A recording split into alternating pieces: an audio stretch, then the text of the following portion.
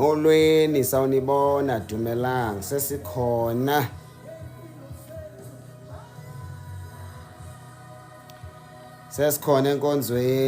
enkonzweni wena sowungenile ungamshare live ezigroupini kuWhatsApp kwi-status ungareposta uinvite nabanye in the name of Jesus sizothandaza.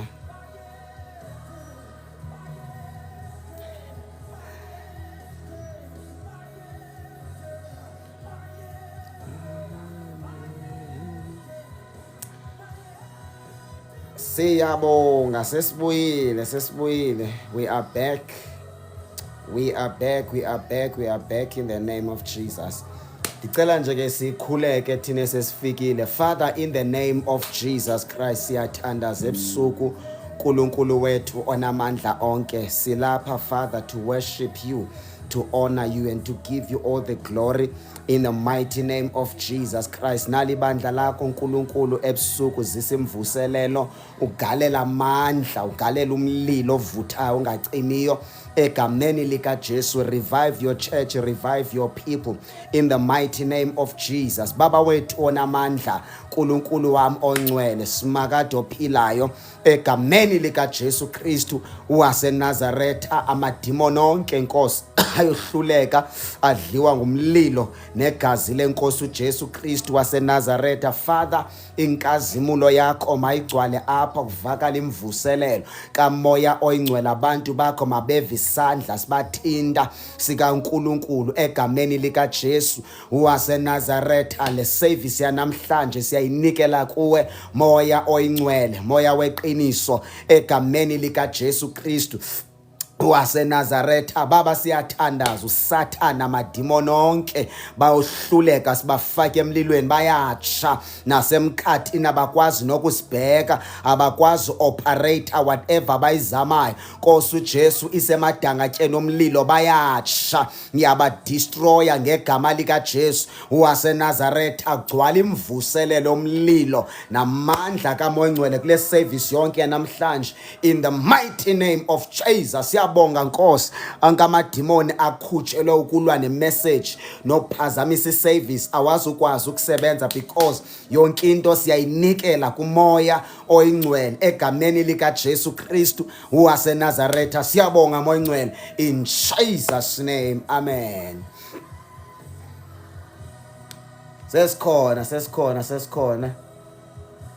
Sesikhona.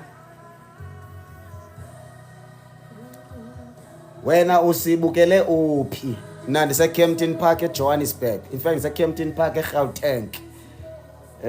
Wena usibukele uphi? Ukweyiphi province, ukweyiphi dolophu? Nankomnye sithi ndiseZimbabwe in the name of Jesus. OR Tambo International Airport. Sibukele nase airport namhlanje. Nase PE basibukele, eSoweto eGauteng basibukele.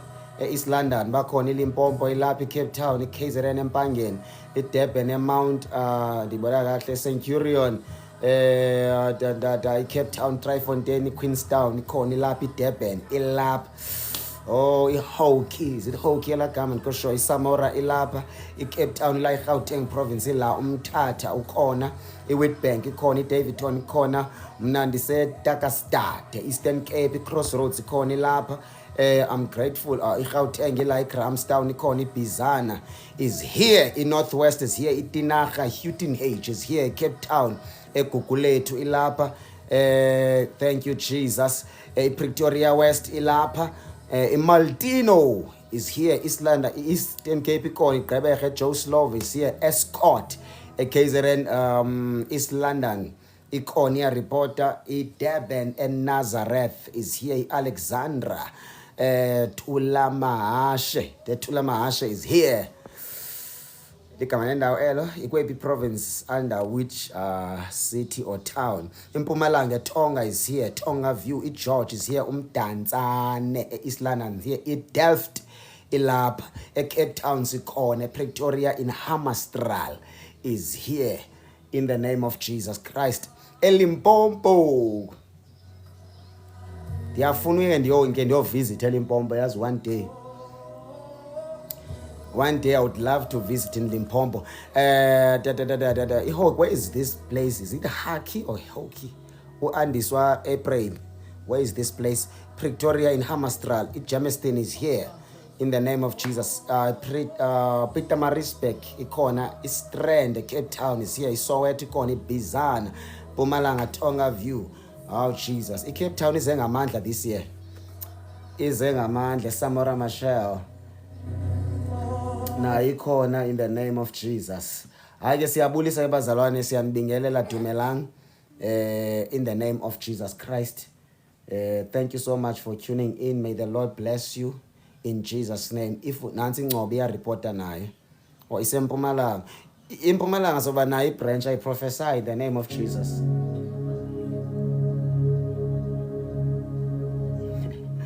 Empumalanga ndiyayibona ibranch zabakhona ba. Cape Town ndiyayibona na is a strong Cape Town. Pinville, yes, eSoweto. Nabo baya reporter bathi sesikhona.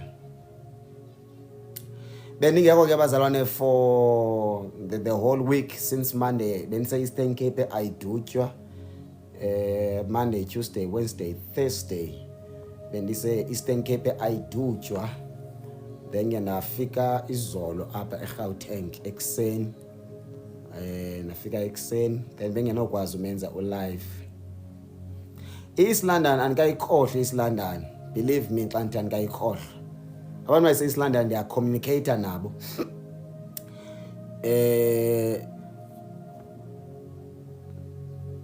Benzithi na le.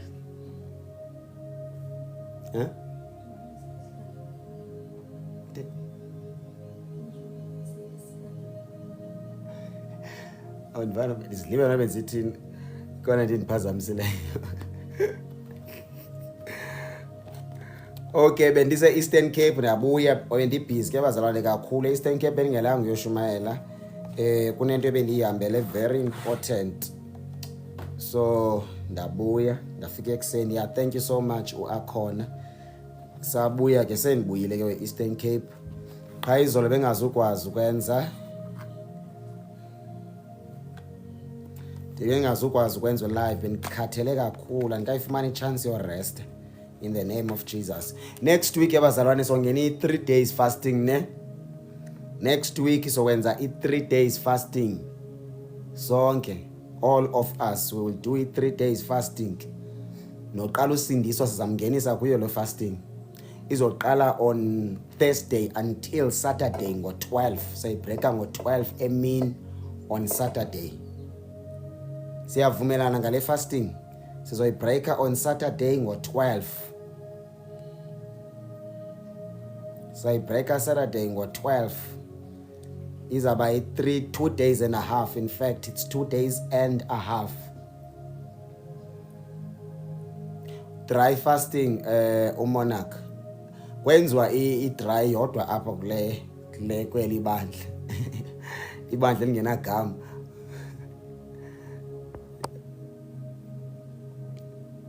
Can I do it xa ndincancisa? Umuntu oncancisa ke bazalwana nengane encane aka thina nene. Iyayenza fasting but ke ungayibreaka pha ngo12 kanye ngo1. Now uzoziva ba ku right now for ba ndingabreaka nangoku. Mama usifunga. Ngoke wanengane. Ihamba njani?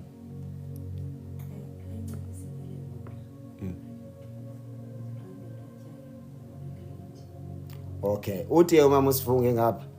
Kuye kumuntu oyaziyo kahle. Xa umuntu encelisa kanye encancise nengane uyalanduka uyayingena ifasting if umntana udepende only kwibele. Only kwibele ungabreaka ngo12 but if umane sidla ungabreaka umane ubreaka late. Umane ubreaka late if you are pregnant especially usekweza nyanga zokuqala 1 month 2 3 4 5 mna ndiye ndisuggest umuntu angayingeni ifasting xa upregnant inyanga zakho zisephansi. At least ke after 5 months ungaqalisa ukwenza ifasting umane ubreaka pha ngo12 uthandaze kakhulu umoya engcwele akuncede umyeni wakho since you are married because umuntu pregnant obviously umuntu married makathandaze kakhulu ke yena ayibe nguye ozongena uma 3 days 5 days kodwa wena yeah. But if uselapha ku early stages ndiyaxolisa mna ndiphuma ku 3 days today. Kaloku uphuma namhlanje, next week ngena ibandla uzongena ebandla so iqala on Thursday siyibreak or Saturday ngo-12.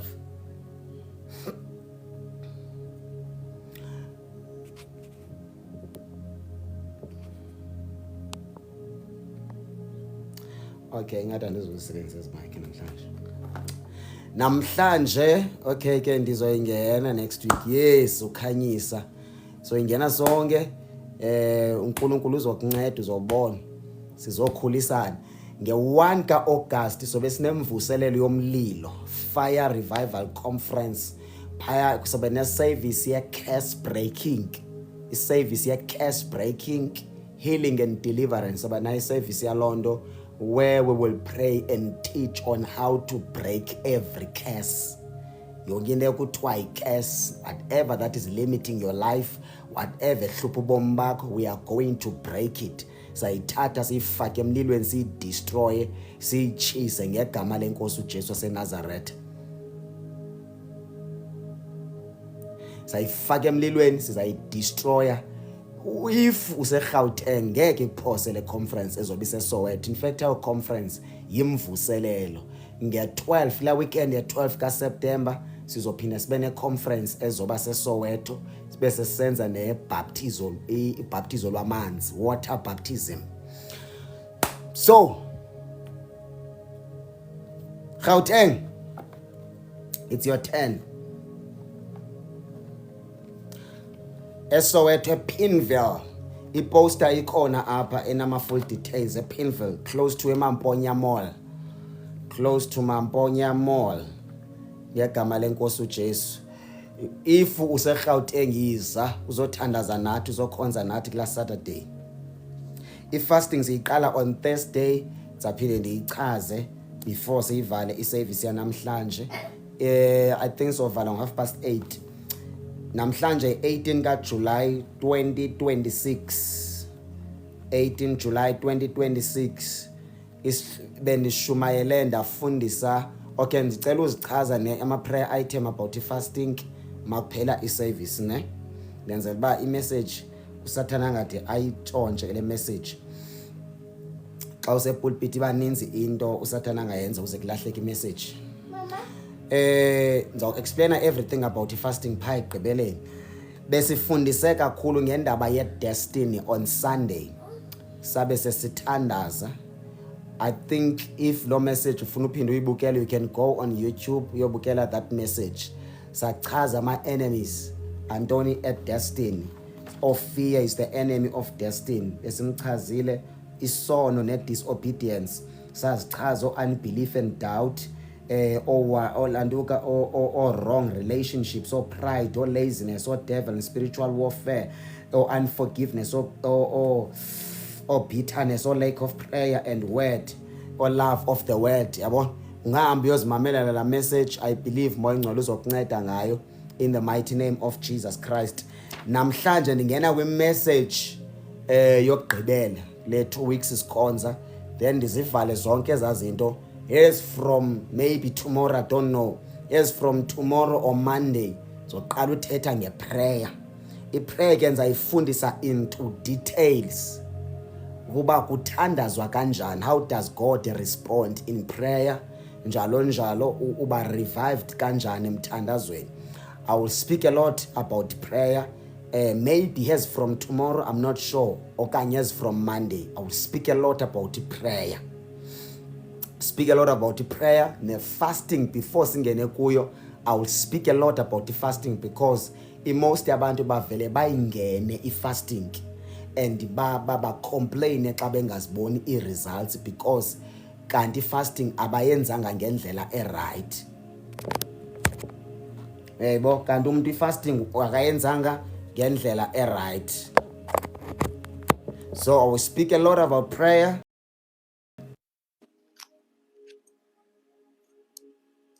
Jesus. So I will speak a lot about prayer. Kodwa namhlanje i-message yanamhlanje ithi God hates idol worship. Ungayibhala phansi. God hates devil. God hates idol worship. English gigijime sometimes. Before sithi sithethe ngo-prayer, basics of salvation nezinye izinto, ndifuna ukwenza sure ukuthi I crush every spirit ebesikade sikubambile siyi-limitation in your life. Namhlanje ngizothetha ngama-idols and gods. Nendlela uNkulunkulu angasifuni ngakhona. Namhlanje ke masifunde kwi-Old Testament in the book of Exodus chapter number 20. We're gonna read from verse 1 to verse number 4. Sithi isihloko sakhona the 10 commandments for the covenant community. Oh my Jesus. 10 commandments for the covenant community. Before ndithi go deep kule ndaba yama-idols nezithixo ezikhonzwa ngabantu. I'll try by all means to preach this message kwambuleke into ezininzi, and I'm going to preach this message with love ngenjongo sokuthi abantu uNkulunkulu abancede in the name of Jesus. Bamba lento, we are a kingdom of God. We are a nation of God. Singabantwana bakaNkulunkulu. We belong to God. There is only one God. Abekho two, abekho three. There is only one God. Bonke abanye othixo esibabona abakhonzwa ngabantu ngoNkulunkulu, abantu abazenzele bona. Ndidla ngothi ke mna ke, if ama-idols and gods are so powerful, they should create their own world, because lo mhlaba esiphila kuwo was created by God. The whole universe and the galaxy was created by God. NguThixo owadala lo mhlaba. The mountains, the sky, the sun, the moon, the stars in the sky, the ocean, everything was created by God for abantu bakhe. So nawuphina uThixo, noba nguNkulunkulu wasemanzini, noba nguNkulunkulu wasehlathini, noba nguNkulunkulu osisitatyu, if he is God lo nkulunkulu, kutheni angaprove amandla akhe ngokudala izulu nomhlaba, then abe nabantu bakhe abazamkhonza kuloo ndawo? So that's why mna bonke abanye othixo ndiyaba-undermine futhi ndibasengela phantsi. Wonke uthixo ongenguye lo owadala izulu nomhlaba, lo nkulunkulu ndimsengela phantsi. Ndithi wena nkulunkulu go down, because uweak. Nansi ireason yoba ndithi lo nkulunkulu uweak. Kutheni ezawuvela kulo mhlaba owadalwa ngulo endimkhonzayo? If nyani unkulunkulu onamandla, makaziprove ngokudala izulu nomhlaba, then bonke abamthandayo bawumkhonza. Bazalwane bami endibathandayo, ndifuna ndingathi go deep ndingasifunda ngesi scripture. Namhlanje sifundisa ku-Exodus chapter number 20. We're gonna read from verse 1, but kune scripture endifuna usifunda ku-1 Peter chapter number 9. Uthi 1 Peter chapter number 9, sorry, chapter 2 verse 9. But you are not like that, for you are a chosen people. Ever? We are a chosen people. I am chosen. God chose me ukuthi ndibe ngowakhe. We are a chosen people. Izothi number 2, you are a royal priesthood, a holy nation, God's very own possession. As a result, you can show others the goodness of God. For he called you out of the darkness into his wonderful light. Once you had no identity as a people, now you are God's people. Once you received no mercy, now you have received God's mercy. I am chosen, appointed. I am a nation of God. So singabantu tina be covenant, abantu who are set apart for i-purpose yakhe uNkulunkulu. So ngendlela sithanda ngayo ke uThixo unekhwele. He's a jealous God ngabakhe. He's a jealous God ngabakhe. Masisuke ke benifuna uunderstand ukuthi ukuba wamkele uJesu, uthathe i-decision to give your life to Christ, which means you belong to God. Ungumntu we-covenant. Ukwamkela uJesu ayisiyonto encane, it's a covenant. I-covenant ayijikelo. Awuphumi nakanjani kwi-covenant. Mawuphuma kwi-covenant, i-covenant uyikrasha ngenye. Ubreak enye i-covenant yokwenza enye i-covenant. Which means when you take a decision yokohlukana noJesu, which means uyaphuma kwi-covenant ye-salvation yokuthi wena you belong to his kingdom, then you will go and serve another king or another God. Nakulo uNkulunkulu xa uyomseva ngeke umseve without a covenant. USathana akawathembi ama-dev worship ngaphandle kwe-covenant. NoNkulunkulu akahambi nomuntu ongena covenant naye. I-covenant sisivumelwano. Wena uvumelane nalo uNkulunkulu ovumelana naye. USathana ungazumthathe kancane. He's not just a boy, uSathana. Yeka wena sithi uSathana is a boy, blah blah. The devil is not just a boy. You have to be wise when you deal with the devil. So ndifuna ke uveze into ethi indaba ukwamkela uJesu. When you say, Lord, I give you my life, I receive you as my Lord and my Savior. Write my name in the book of life. Njalo njalo zonke into zibhalwa pha. Susbe usenza i-covenant. And njengoba usenza i-covenant unikeza uJesu authority yokuthi aphile kuwe nawe uphile kuye. And uyaku-owna ungowakhe. You belong to him.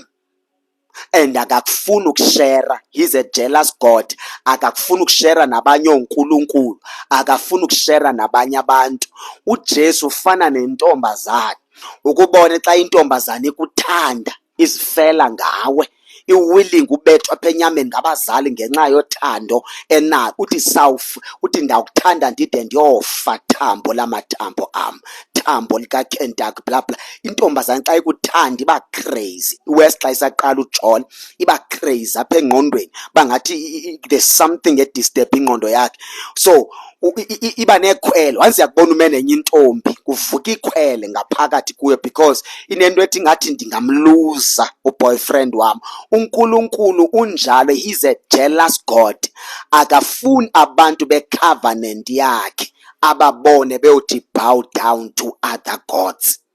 uNkulunkulu uyazicaphukela izithixo.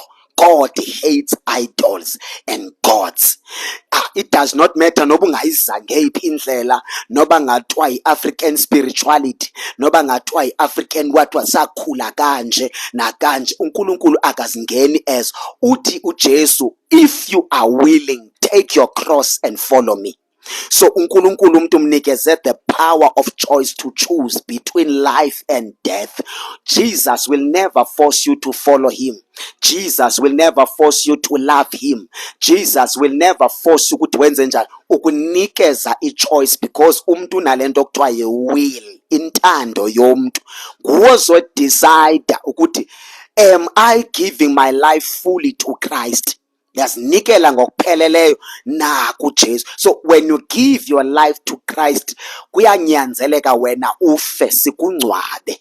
Ngeke uhambe noThixo usaphila. Umuntu ohamba noNkulunkulu ngumuntu ofuneka aqale kufeni. In order for you to live, you have to die. That's why not Jesus athi take the cross and follow me. What does it mean? It means i-cross ichaza ukuthi I will destroy intando yakho. Zobulala yakho intando.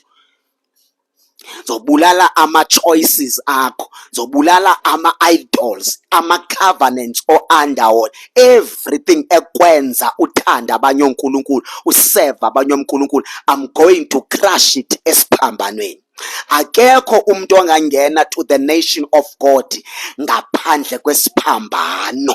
Isiphambano, a message of the cross. The message of the cross is the gate to the kingdom of God. Akekho umuntu ongangena embusweni kwilizwe likaNkulunkulu ngaphandle kokwamkela imessage yasesiphambanweni. Imessage yasesiphambanweni ithi bonke abanye othixo obakhonzayo nobathandayo nobasevayo nowenza ama-sacrifice kubo, ama-covenants, nonikela kubo ngemali yakho, ngesikhathi sakho, nge-attention yakho, uthi isiphambano, if you are willing.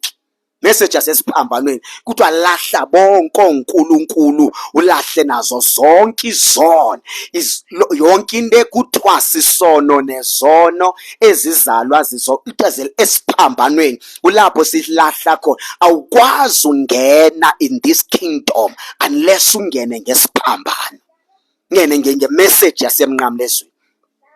Bonke abantu abasindisiwe, imessage yokuqala, imessage yasesiphambanweni. Kulapho silahla khona ama-boyfriend, lapho silahla khona ama-girlfriend, lapho silahla khona ukuhleba, ukuthakatha, lapho silahla khona ukukhonza amadlozi, uhlabela amadlozi, lapho silahla khona ukukhonza abaprofeti, false prophet, lapho silahla khona ukukhonza amanzi, uyothenga amanzi kwi-prophets, uyothenga i-oil, uyothenga izitika, uyothenga intontoni ozozixhoma endlini yakho. Onke lama-idols nabo bonke abantu abaworshiphayo, noba baworshipha ngabazali bakho, noba baworshipha ngabantwana bakho, noba baworshipha ngumyeni wakho kanye inkosikazi yakho, but the minute you take a decision to follow Christ, zonke ezinye izinto zabanye othixo uyohlukana nazo. Ungandizonda uthi ndiyamzonda uSivungu wathi manilahla othixo bakuthi. Hey, ayisindimi, iBhayibhile ithi osuzubethanda, awuforced ukuthi usindiswa. Ungabaforced abantwana ukuthi baye enkonzweni, i-right loo nto. Hlezi izwi likaNkulunkulu lide libachane basindiswe, kodwa xa usomdala une-choice yokuchuza between life and death. Udade uMoses xa ethetha uthi phambi kwenu ndibeka ukufa nokuphila, ndibeka isibusiso necurse. Uthi ke ngoku choose. Uthi adoda ke uMoses, I advise you to choose life and blessings. So if you don't belong to this kingdom of Jesus, akumelanga uzifune benefits zale kingdom. I-peace yipart yabantu abamkela imessage yasesiphambanweni. Abantu abangekho to the kingdom of God, they will never experience the real peace. Noba bangakhala bathuka ugovernment, bathuke bonke abantu noNkulunkulu bamthuke, i-question ithi, which master are you serving? Because the God that we serve, what? Come to me, all of you who are weary, and I will give you rest. Why uthi usindisiwe kodwa ungenako ukuphumla? Ngoba abantu abakule kingdom, into yokuqala ne-assurance abayinikezwayo kukuphumla, to rest. Nonke nini nisindwa imithwalo enibulalekayo, niyasindwa, nivashu, uvukhathala in your spirit, in your heart, in your mind, in your life. Ithi iBhayibhile uthi inkosi uJesu, wozani kum nonke nina enibulaleka enisindwa ngomthwalo, ndizaninikeza ukuphumla. Yinto yokuqala efuneka uyi-experience xa uthola uJesu, rest. Everything bikwenza ungatholi ukuresta, ungabi na peace, love, uzithola zonke xa ungena ngomnyango wesiphambano. Umnyango wesiphambano zishiywa khona izono esiphambanweni. Lokho uhlobo lezono sishiywe esiphambanweni, because isiphambano sithi akungenwa ngezono, zifa apha izono. And mamela, imessage yasesiphambanweni, it's a message that is about love. indlela uNkulunkulu amthanda ngakhona umuntu, ngoba umuntu nobe phila kodwa uphila egwetya udilika jele. Usathana washaya ngenqindi phansi wathi bonke abantu bofela esonweni ndiyotshana besihogweni, kodwa uJesu wavele phethe igrace ethi yizani kum nonke nina enibulaleka. Abantu basindwa imithwalo yezono, izono zinemithwalo, izithixo zinemithwalo, izithixo zidimanda kuwe. There is a lot edimanda kuwe zii-idols, nangoonkulunkulu balomhlaba, they demand a lot kuwe, and ufumaseba noba uyaphila you do not have peace. Ukuresta akukho, kodwa uthi useve uThixo. Once wathola uJesu, i-addiction yotshwala ibreakwa yipower yesalvation, message yasesiphambanweni. Uziva andinawo umdla wokujola, andiyazi uba yintoni yangena ngaphakathi kum, yandenza ndathanda amadoda, ndathanda amantombazane, but after ndithola imessage yasesiphambanweni ndaphelelwa tu yi-appetite yokujola, i-appetite yokuthakatha, i-appetite yokuhlabela amadlozi, i-appetite to bow down kuma-altar obumnyama, i-appetite yobheka ekhaya ndithi ndiyokwenza umcimbi. Hey Nkosi yami, zonke i-appetite nama-addiction ebekade lapha kuwe, mayifika isiphambano sifika sikrashe yonke into ife, uve onke amanye amandla ezinye izithixo nange sohlulwa yi-power of the cross. If zange ukhululeke esiphambanweni, inkululeko itholakala esiphambanweni. Come to me, all of you who are weary, and I will give you rest. Ukuresta, which means benditshiswa ngamalanga, impilo yami kubheda kukubi, ndisiva ingathi ndithwele iSouth Africa. The whole planet ngathi biphezu kwami, ngathi bendiyithwele. Can you imagine makufika umuntu wathi ndiyabona ukuthi ukhathele uyasindwa, ndinikeze lento endikusindayo, ndizokunikeza ukuphumla. Ukuphumla uhlala kanje ngami, fold izandla and cross your legs. That is rest. If wamthola uJesu, why ungenako ukuphumla? Thina bazalwane asikhonzi nesabatha. Namhlanje ku-Saturday Sabbath, nathi nje basikhonza on Saturdays, it does not mean sikhonza usuku olu luyisabatha okanye sihlonipha olusuku lwaSaturday kuba isabatha. Sikhonza on Saturday just because asikabi nayo indawo official esingakhonza kuyo on Sundays. Thina siyakhonza Monday, singakhonza Tuesday, singakhonza Sunday. Asikhonza usuku, asiworship usuku because sadlula usuku oluyisabatha sayofika kwinkosi yesabatha. Inkosi yesabatha nguJesu. Jesus is the Lord of Sabbath.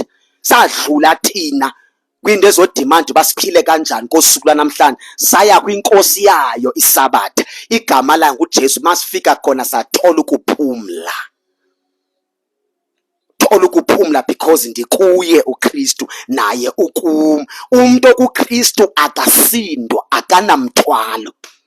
Lento oyiva ngathi ngumthwalo in your life ingoba wena usiphathele, uzithwalele ngokwakho. Fama uyithathe lonto uyinikeze uKristu because uthi uJesu i-first assurance akunikeza yona when you take the message of the cross, uthi rest, I will give you rest.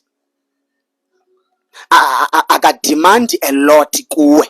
But I will give you rest, assurance, and I will give you peace, and I will give you love, and I will give you joy, and I will give you promises ezibhalwe kwi-New Testament nezinto ezaprofethwa in the Old Testament ziprofethelwa thina. Mawuthola uJesu ziba fulfilled, kufika isikhathi sokuthi zifezekiswe izinto esathenjiswa ngazo. uNkulunkulu ke if ukhonza yena, the real God who created the heaven and the earth, kuthiwa akukho noyedwa ongafika kuye engafikanga ngoJesu. kuNkulunkulu asingo-prophet banibani, asinge-anointing ka-prophet okanye anointing ka-apostle pastor bani, asingegama likabani, siya ngegama likaJesu because Jesus is the way, Jesus is the life, Jesus is the truth. Wonke ofuna ufika kuNkulunkulu kufuneka ufika ngoJesu because Jesus is the way, Jesus is the gate.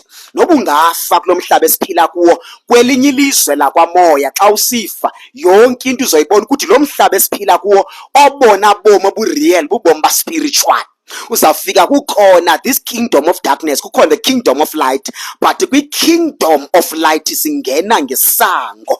Jesus is the gate, Jesus is the door. uJesu litikiti ekungenwa ngalo ezulwini awukwazi uvela ungene but kungenwa ngetikiti elinguJesu.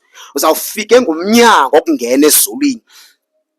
Ayikho enye indlela esingangena ngayo, ayikho enye indlela esingenza ngayo. Bonke abathi basindisiwe mele bangene kuNkulunkulu ngoJesu. Andithethi ngegama lenkonzo, andithethi ngegama lomfundisi, andithethi ngoprofet banibani, but ndithetha ngokusindiswa.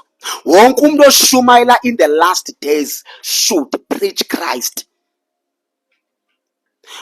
Ashumayeli anointing, asishumayeli sishumayela uJesu.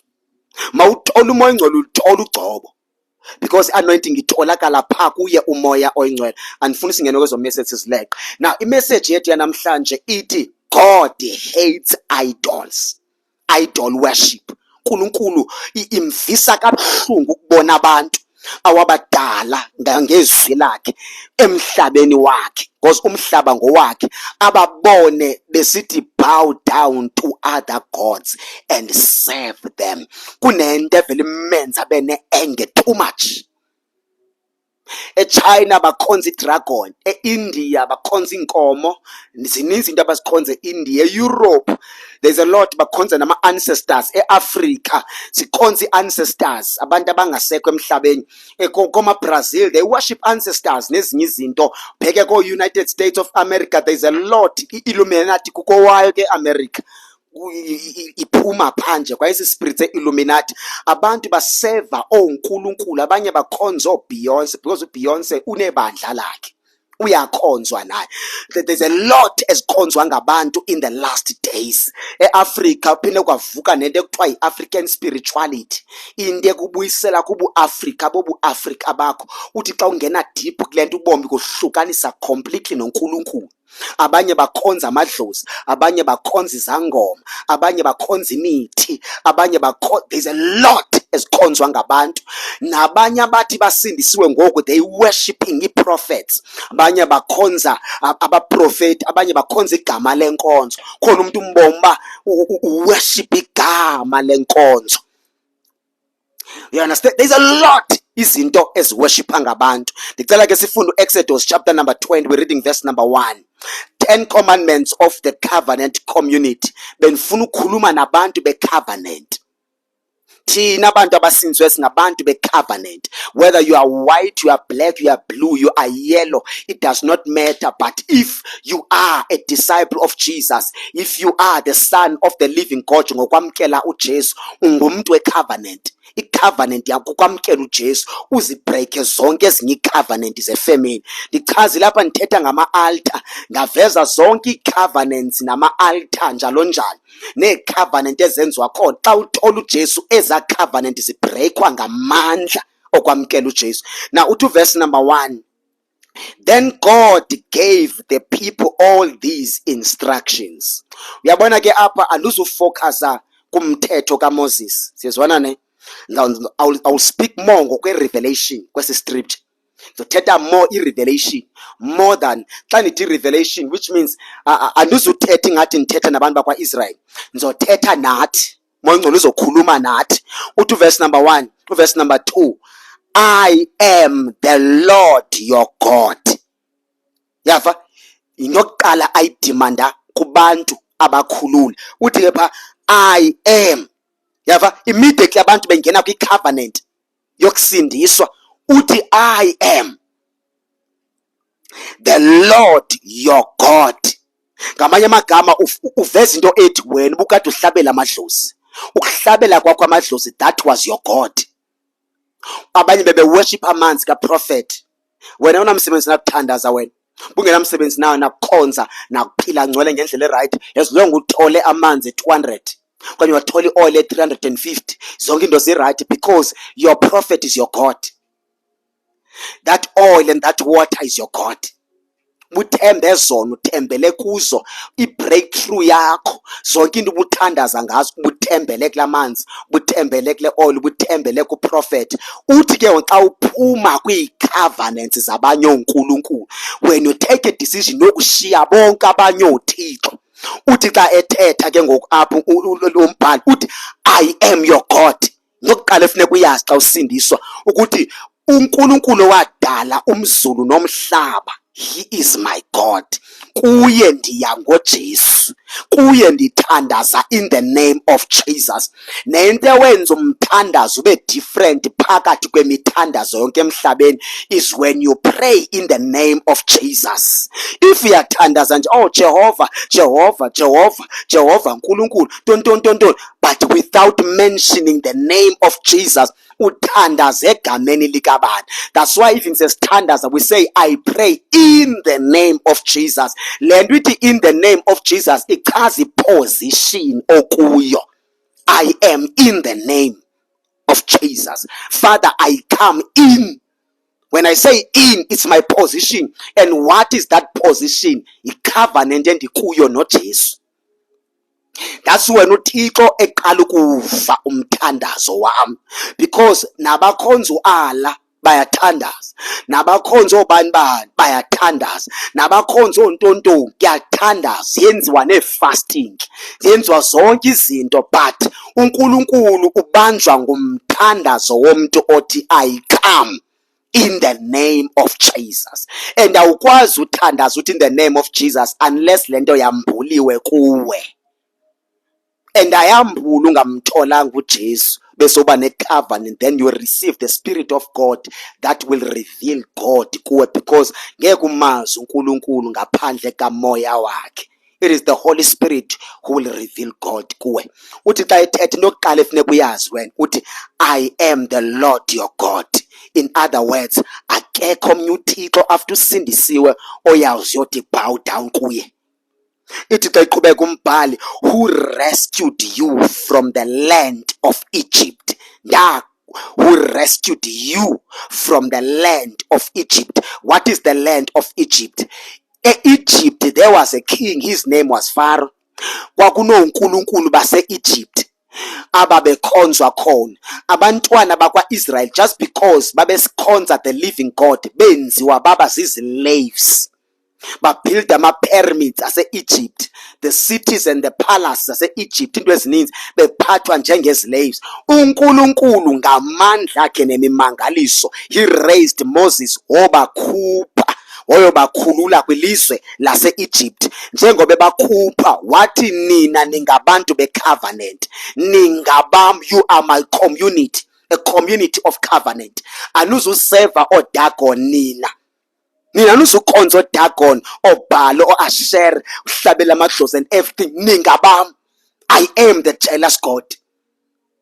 Zawuphambana ndibe bomvu xa ndinibona nikhonza abanye oThixo. I will be angry. Uthi I have rescued you. Mna nam namhlanje i-Egypt yethu impilo yesono. Thina besikade si-under the kingdom of darkness, siphila esonweni, uSathane ne-full access in our lives. Sithakathwa, siphupha izinto ezimbi, sisenza siqalekisiwe, singabantu aba-under curse, siphila kabuhlungu. Kodwa wafika uJesu wasikhupha. Umusa wakhe, the grace of Jesus, yafika sivalelwe on the pit of hell. Ingekho ihope yoba singaphuma, kungaziwa ukuba singahlanguleka kanjani, but the hand of God esafika siyi-grace through Jesus Christ, sangena ngaphakathi kwibhodwe likaSathane, kwaphunywa nosivungu. Qaphelani, kwaphunywa nawo, kwaphunywa nabaninzi, wahlanguleka. uJesu wakunikeza i-rest, wakunikeza i-peace, wakunikeza i-freedom, wakunikeza i-love, wakunikeza i-joy, wakunikeza the light of God, wakunikeza i-eternal life. Wabe sekufaka isibusiso, wabe sekufaka zonke izinto empilweni yakho kade ungenazo. Nawe waqala wathi wow, thank you Jesus, ngiyabonga. After ukhululekile wabe sekuthetha amazwi athi I am your Lord your God who rescued you. Yimo wakukhulula wakuhlangula, ungabe sabuyela pha. Ungabe sabuyela pha. Never ever go back. back laa ndawo. Uzawuthi uma idlule ndawo, the place of your slavery. Omnye apha waphoxwa ngama-boyfriend akutshithela uba ngaya kule uthi I love you, I'm giving you my heart, yakuphoxa i-boyfriend yakutshithela wade wathi amadoda zizinja. Akuphoxa onke amadoda aseSouth Africa umhlaba wonke wade waphelwa lithemba uthi hayi le nto kuthiwa luthando alukho. Omnye waphoxwa ngamantombazana amdlela imali, wahlelwa zizo zonke izimpi, lamshaya ihlabathi, washaywa zizono nazinto zonke, kodwa wasindiswa. Wathi akusindiswa wathola ukuphila, wathola inkululeko. After uthole this freedom, wagain confidence, wagain into ezininzi. Are you telling me uzophinda ubuyele to that life of slavery? Because that was the life of slavery. Athi umntu thambo lam likaKentucky. KwaKentucky kudliwa inyama kushiywa amathambo. Awadliwa amathambo kwaKentucky athathwa ufakwa phi? Emgqomeni. Uyakuchazela lo muntu ukuthi wena ndizawudla inyama ndishiye wena. You understand? So mayifikile uJesu wakhupha kwi-life of slavery, life of misery. Phila kabuhlungu impilo abhuzwa ngamadimoni. Omnye wayethakatha ephuza igazi labantu, ephuza igazi lezilwane, senza izinto ezimbi. Omanye babephila bengena peace. uJesu wasikhupha kuloo ndawo. After uJesu esikhuphile kuloo ndawo, uthi ke ngoku uzawuphinda ubuyele to that place of slavery. Yebazalwane uyayazi uba kunjani masi-slave, which means you do not have freedom. You are not free. Useve uNkulunkulu ongakunikeza i-freedom. Go and study the story of Israel in Egypt ukuthi babephila kanjani. Kubuhlungu uba si-slave sikaSathane, slave samadimoni. You can go and read chapter number 5 in the book of Mark. Indoda yayihlala emathuneni, hlala emathumeni, i-possessed imimoya, ibotshwa izandla nenya, iphila kabuhlungu, isi-slave samadimoni. Omnye uthi uPaul bathi uthi abanye bengekasindiswa babengenayo ne-influence, bengenayo ne-confidence. Uthi sanusebenzisa ukuba uNkulunkulu enincedile loo nto niyisebenzise uphinda nimjikele. I-covenant ayijikelwa. That's why umuntu wayesindisiwe xa esiwa uba nomjojo. Umjojo kukuba namahloni ngokuthi ndandisindisiwe. Uzama ngandlela zonke to please abo bantu owe wafikela kubo. If uzowa uyofika ebantwini abasela utywala, uzafika usele kakhulu utywala because you are trying to please aba bantu. If uzobhema i-drugs, uzobhema kakhulu because you are trying to please aba bantu. If uyajola uyofika ujole kakhulu, you are trying to please aba bantu. And uzozama ngandlela zonke to denounce uNkulunkulu owamamkela uJesu, ubreak nazo, uzama ngandlela zonke to remove zonke imark eziveza impawu zokusindiswa. Because i-covenant ongena kuyo ithi masibreake le osuka kuyi-covenant. Because ngeke uhambe noSathane usene-covenant noJesu. You must break i-covenant yokusindiswa ukuze uhambe kakuhle noSathane. Akuhanjwa noSathane usene-covenant noNkulunkulu. You must break that covenant. Uthi ndiyamlahla, I'm taking a decision yokuphuma entsindisweni. Ugqwaka uhambe uyohlabela amadlozi, uyokwenza enye i-covenant. I-covenant bazalwane i-honorishwa nge-sacrifice. Xa uthi wenza i-covenant you must sacrifice.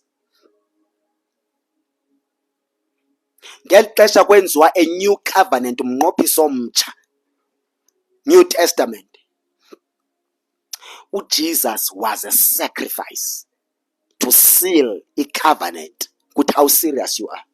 Nento emenza uThixo akubomba how serious you are nge-covenant is when you sacrifice. Xa uthi usindisiwe, because impilo yokusindiswa impilo ye-sacrifice, whether you like it or not, impilo ye-sacrifice. Kunendawo ngoku after usindisiwe ongasoze uphinde ungene kuzo. That is a sacrifice. Kunezinto ongasoze uzidle nongasoze uziphuze because it's a life of sacrifice. Njengoba uthi ungena kule covenant, you have to sacrifice your life. That's why I say to Paul, become a living sacrifice. Noba ungathi uyoseva uSathane, hayi kwaSathane kuyajolwa kutshata. Uthi uSathane ajola. If you are serious about serving me, at least have 1 or 2 or 3 boyfriend, 1 or 3 or 6 yama girlfriend. Phuza utshwala, hlabela amadlozi, proof ukuthi willing uhamba nami. eyama-devilship kanti uzuyingena noyingena because yona bayazi kakuhle-ke ukuthi ngeke uhambe nosathana without a covenant, and the devil will never take you serious until wenza i-serious covenant. noNkulunkulu akakuthathi serious until wenza i-serious covenant. Ukusindiswa is a serious covenant, i-covenant yokuqala ukusindiswa. Wena ungathetha lawa magama, I receive you as my Lord and my Savior, uyibone ngathi into encane. Ayisiyo into encane, it's a covenant. After a covenant you have to sacrifice your life. Ngeke siphinde sikubone etshwaleni wena, sikubone ezithaveni uzama usilahlekisa uthi hayi si-under grace. Si-under grace, we know that. Asikho confused, siyayazi grace, siyayi-understand i-grace. uNkulunkulu akanandaba ukuthi uphila kanjani unjani, as long umthanda umkhonza uJesu uyamthanda, but isign ukuthi zanguye awukho kwi-covenant kunye naye uJesu. Mna ndandidakwa, ndandisisidakwa, ndandingxila selutshwana, kodwa namhlanje andiyiboni enondenza ndiyongena eklabhini because ayikho into endifuna apha. Abantu abapha ndiyafuna basindiswe, ndiyathandaza ngabo futhi ndiyabashumayeza, kodwa soze ndibone ndisetshwaleni. Endaweni apho kuhlatyelwa khona amadlozi ekwenziwa khona umcimbi, andilibeki nolibeka inyawo lami, andiyisapoti noyisapota, andiyithandaze noyithandazela ukuthi ibe successful. Andinikeli nonikela, andinikeli ngemali, andinikeli njona ngamandla am. Ngeke ndiyokhana amanzi apho kuzokwenziwa khona umcimbi, ndithi ndiyoncedisa eklisi ndiyokha amanzi ukuze umcimbi uhambe kakuhle. Andikhi nditsho namanzi, andinikeli nange-R10, because they are serving another God. Kuyoqiniswa elinye i-altar kokwenziwa ama-sacrifice, kuneembuzi ezizawuhlatshwa, kuqiniswa i-sacrifice ne-covenant, kwenziwa ama-sacrifices, kuqiniswa ama-covenant. So andingeni indawo nefamily yam, ndahlala nawo phansi. After ndihleli phansi nefamily yam ndabaxelela kakuhle, zange ndiyilwe, ndiyabathanda, ndiyabarespecta. I love them so much and I respect them. Futhi asoze ndihambe ndikhuluma kakubi ngabo, futhi andibacriticize nobacriticize kuba bengekasindiswa kanje ngam, ngoba le nto yokusindiswa yambuleke kum. Ndahlala nabo phansi. After ndihleli nabo phansi ndathi ndiyabulela kakhulu ngendlela enindikhulise ngayo. Nindikhulise ngamasiko akwaSivungu, amasiko akwaChase, kuhlatywa imbuzi, kuhlatywa inkomo, kusenza into ezininzi. Ndathi ndiyabonga ngako konke nandenzela kona, kodwa ngoku ebudaleni bam kuze kwambuleka omnye uNkulunkulu. There is a God ofike wazozombula kum, wazityhila. After ezityhilelo Thixo ndakholiseka nguye. After ndikholiseke nguye ndathatha i-decision yokuzinikela kuye. Ndathi ngondiphilela yena ndingowakhe. Now that ndingowakhe, he is a jealous God. I've taken a decision to come out ukuseva kwamanye ama-altar, ukuseva abanye onkulunkulu. I've taken a decision to serve this God. Ndiyamthanda, undisindisile, undohlukanise notywala, undohlukanise nomjolo, undikhulule kuma-curses, undikhulule kwizono, ndazibala zonke izinto. Ndazothi ke ngoku mama ndiyanithanda, family yam ndiyanithanda. Ndale nto ndiyithethayo I understand ukuthi kuni idala i-confusion, ani-understand, iyaconfusa. Ndathi ninganikotela abantu enibaziyo abasindisweyo. Ndathi andazi noyi-one osindisweyo, ndazi mna, ndizothetha ngam, because if ndizothetha ngomnye umzalwane osindisweyo kuthi kanti wacompromise, kuthi hayi umzalwane ubani nje yena uyawahlabela amadlozi, uyazenza into ezithile, wena kutheni. That's why ndisithi mna ningandixeleli ngomnye umntu othi usindisiwe. Ndizilapha ndizopresenta mna my own salvation. Ndathi ndiyaninikeza i-authority yokundibuza yonke imibuzo enifuna ukuyibuza ngale nto endithi ndiyayenza, nale nto endithini lapha kuyo. I will answer every question. Bandibuza oosister bam, obrother bam, abazali bandibuza zonke ii-questions ngale nto endithi ndingene kuyo. And babengenokwazi ukuyidinayo ukuthi lo Nkulunkulu unditshintshile, because andindayeka ujola. 2, ndayeka usela utywala. 3, andikho eziklabhini.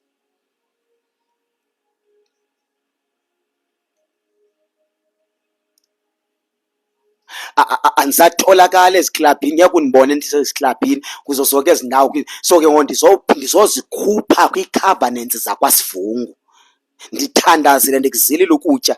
You understand? So ke ngoku ndizozikhupha ekhaya nje kakuhle, ndathetha futhi ndabona ayi-understandeki, ndathi ndibuzeni ii-questions and I will explain. Basibuza ii-questions zonke abafuna ukuzibuza, ndachaza everything. Ndabe sendibaxela uba mna njengoba ndinguQaphelani, ndathi mna ke apha ekhaya nizondibona xa kuthiwa kwenziwa umtshato okanye xa kuthiwa kuzoba khona i-funeral. If kwenziwa umcimbi noba ngokabani, ndicela nje nindazise nje. Ndiyathanda ke ukuthi abantu basekhaya xa besenza something bandazise. They must report to me. Here is the reason ndithanda ukuthi bandiripotele mna personally. It's because I want to pray. Because nabo ndifuna basindiswe kanje ngam. Mna ndine-deeper revelation endaweni xa kusenziwa umcimbi ukuthi spiritual susibeke kusenzeka ntoni, and after laa mcimbi intoni ezokwenzeka. Yebo? So ke ndathi no problem xa nenza umsebenzi nindazise, so that xa bezokwenza laa msebenzi ndibe ndiqala ungena i-fasting ngapha noba yi-2 days or 3 days, ndithi baba ndiza kuwe njengoJob. Abantwana bakho uJob babebethi xa besenza ipati basela iwayini, ithi iBhayibhile uJob wayethi xa egqiba ayokhala athandaze athi baba abantwana bam andibazi noba bakuthukanga na, bakhupha ama-curse words and blasphemy, wathi kodwa ngalo mnikelo ndizothi baba ndiyabaxolisela abantwana bam. So just like uJob uNkulunkulu owayekusenza ezo, ndithi nam ndiza kuwe ngeyam ifamily. I pray for them.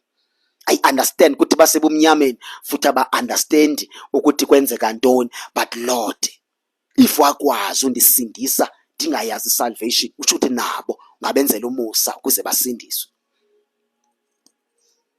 Ndabachazela ngempilo yami ukuthi ndizophila impilo enjani, nda-explainer yonke. After ndichazile u-explainer impilo yami ukuthi zoba impilo enjani, ndabe sendisithi ke ngokubo ifamily yami, I'm trying to advise you. Ndabe sendisithi ke ngoku ifamily yami ke ngoku ndizawutshata. Ndathi mhla nditshatayo ndizawutshata nomntu ofana nawe. Ndizawutshata umntu who's serving the same God I'm serving. Nabantwana bam izinto endazenzelwa kwasivungu zemisebenzi imicimbi, ndabe sendisithi abantwana bam inkosikazi yam angeke ezo zinto ndibenzele. Yes, basendisisho uba njengoba ndiphuma kunye nomtshato wam nabantwana endisezobazala, ndingekazazi noba ndawutshata nabani. Ndawuchaza, ndawudescribe umtshato ukuthi uzoba ngumtshato onjani, ndayidescribe ukuthi abantwana bam bazawukhula kanjani bengekabikho.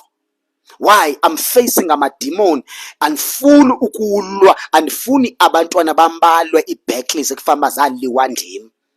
I am the Abraham of my family. Ndim uAbraham wakwasivungu. Ba-understanda yonke into. After be-understande everything, ndaziphendula zonke ii-questions. Ugqwam ndathi ndiyanithanda, ndiyanihlonipha, futhi andiyo-enemy yenu, and ndizothandaza ngani. Ugqwam ndathi make sithandazeni sibonge uNkulunkulu. Sathandaza. Nanamhlanje ifamily yami indirespektha kakhulu. Ndirespektha kakhulu ifamily yami. Umama wami ungazi xa ijonge mna akandiboni njengomntanakhe. Azange ndathi makenze kanjalo, but ndiyamnotice uba xa ijonge mna akaboni mntana, ubona like umuntu like uyandirespect, indlela ndi-approacha ngayo, indlela athetha, yonke into ndibona uhlobo andirespektha ngalo. Zange ndithi mna mama ndisindisiwe, njengoba ndisindisiwe mna wayephinde undibone kweento zamadlozi, kweento zezangoma neento ezithilethile. No, ndahlala phantsi ndaba-approacha ngendlela erayithi, ndathetha politely, ndacacisa, ndabanika i-chance to ask questions. Vele vele ekugqibeleni ndingumntana kubazali bam.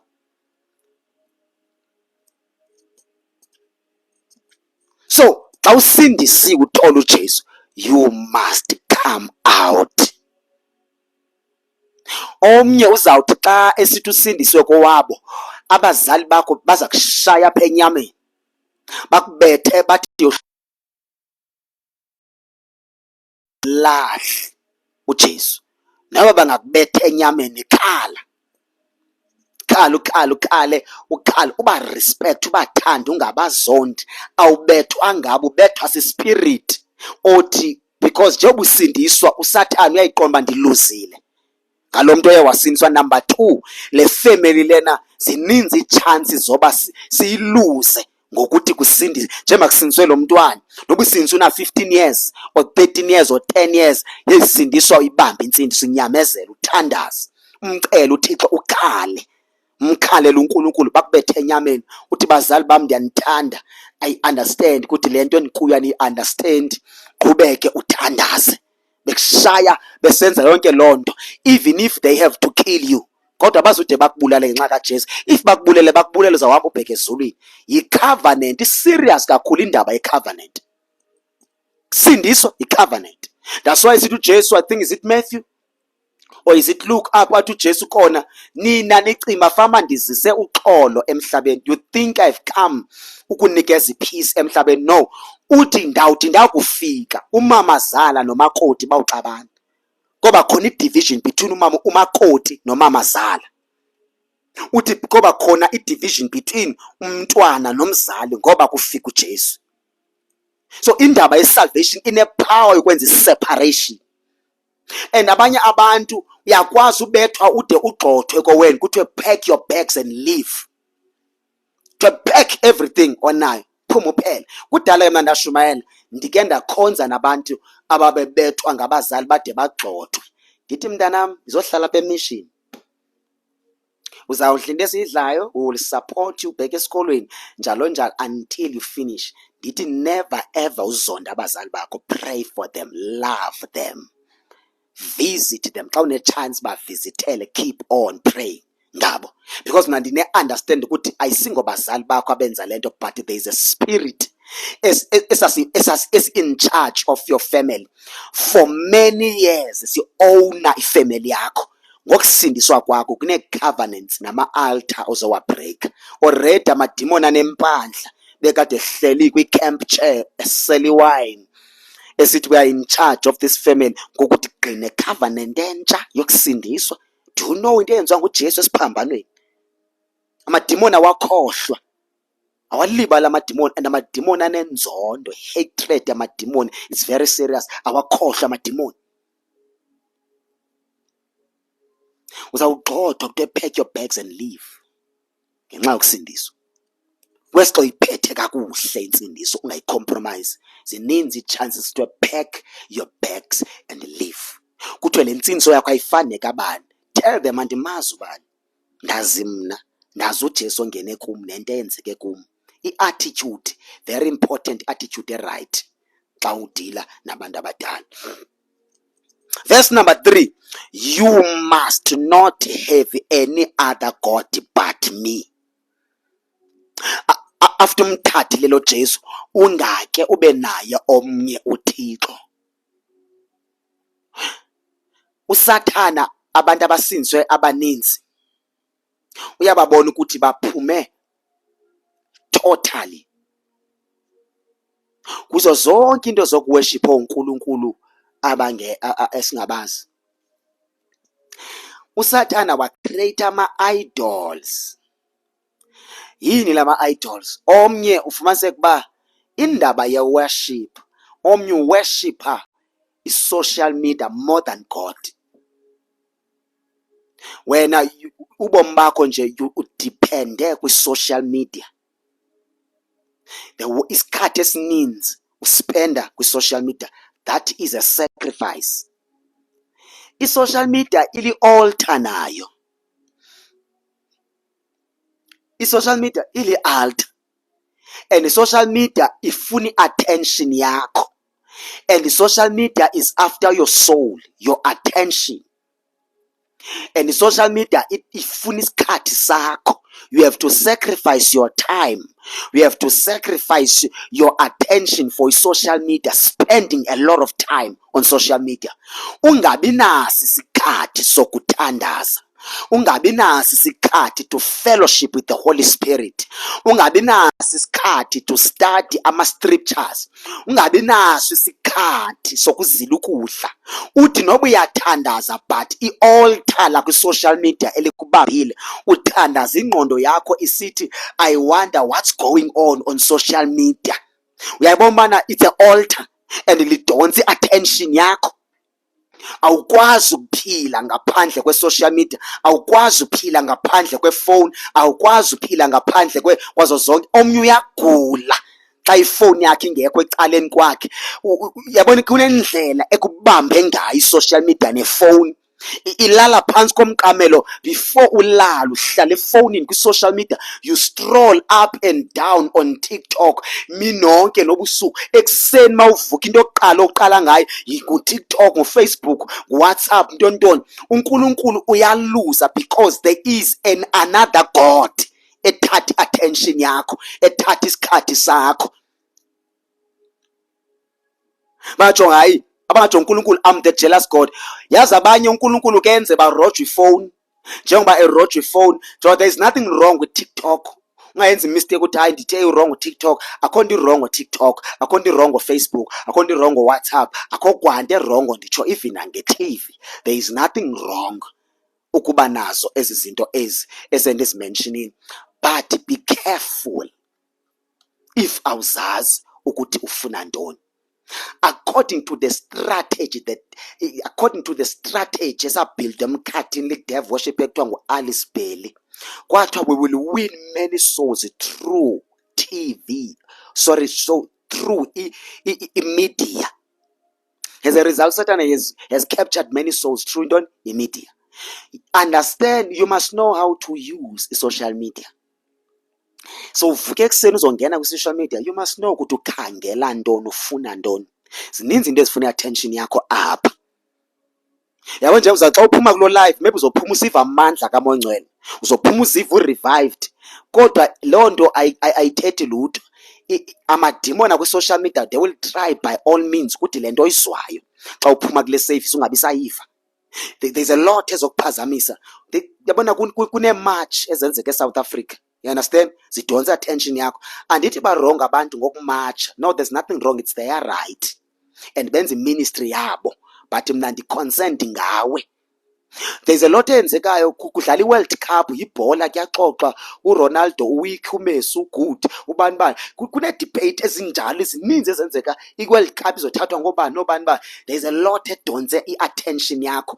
uNkulunkulu uyastrugglisha ukuthola i-attention yakho. Akazazi noba ngenza kanjani uba nga-create ama-situations apha funa uthi umnike i-attention. Yazi bakhona aba-attackwa ngamademoni abeqomba uNkulunkulu, maybe after this attack uzanike i-attention. Remember I said he's a jealous God. Aqomba maybe after this, andithi ku-wrong ngoba uhambe uyobukela ibhola. No. I'm trying by all means ukuthi khawubuyisele i-attention yakho kuNkulunkulu. Ininzi into ecapturisha i-attention yakho. Zininzi uNkulunkulu ababambi i-attention yakho. As a result ufellowship nabo. Kwiknowledge you don't grow kwiknowledge of scripture. Ukuthola ama-revelations from God, ama-answers, udepende kukufonela abefundisi ubathandazele, bakuthandazele. Yemani, why? Zikhona izinto umuntu athi xa efona uthi kodwa akumelanga ndithi ndikumfundisi ndisathandazela le nto kumzalwane kule age ngeminyaka yokusindiswa.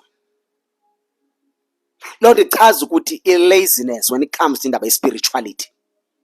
Abanye abantu badinga i-deliverance ye-knowledge, to be delivered kwi-knowledge, khululwa, because i-knowledge that comes from Christ is a light on your mind.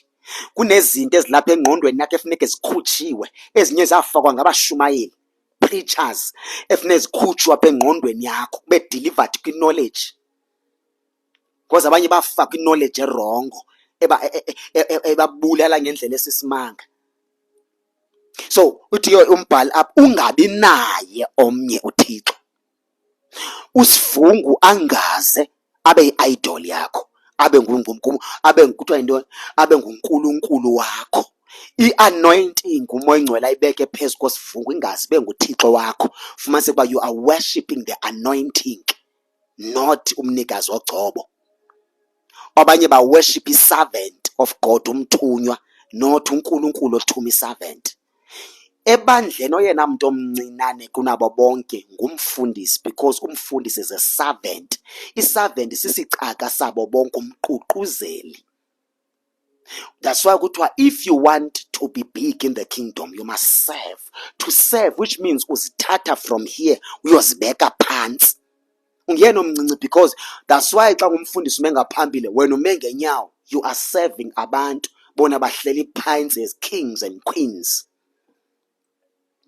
Awukho mkhulu, ungena omncinci ebandleni. I hope andiva kakuhle kaselwane kule part. Andithi ngumdelele, umjongele phansi, ndizama ukubonisa ukuthi noba umthanda kangaka. Umfundisi bazana uyathandeka, especially xa isetyenziswe nguNkulunkulu ebomini bakho. Mthanda umfundisi, mhloniphe umfundisi. Honor your pastor, kodwa don't worship him.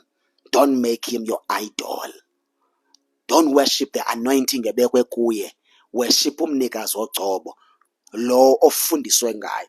If ufundiswe kuba hlonipha ugcobo, thina lento worship i-anointing, I understand lo mfundisi onokufundisa ukuthi you must worship the anointing. We don't worship the anointing, we worship Christ.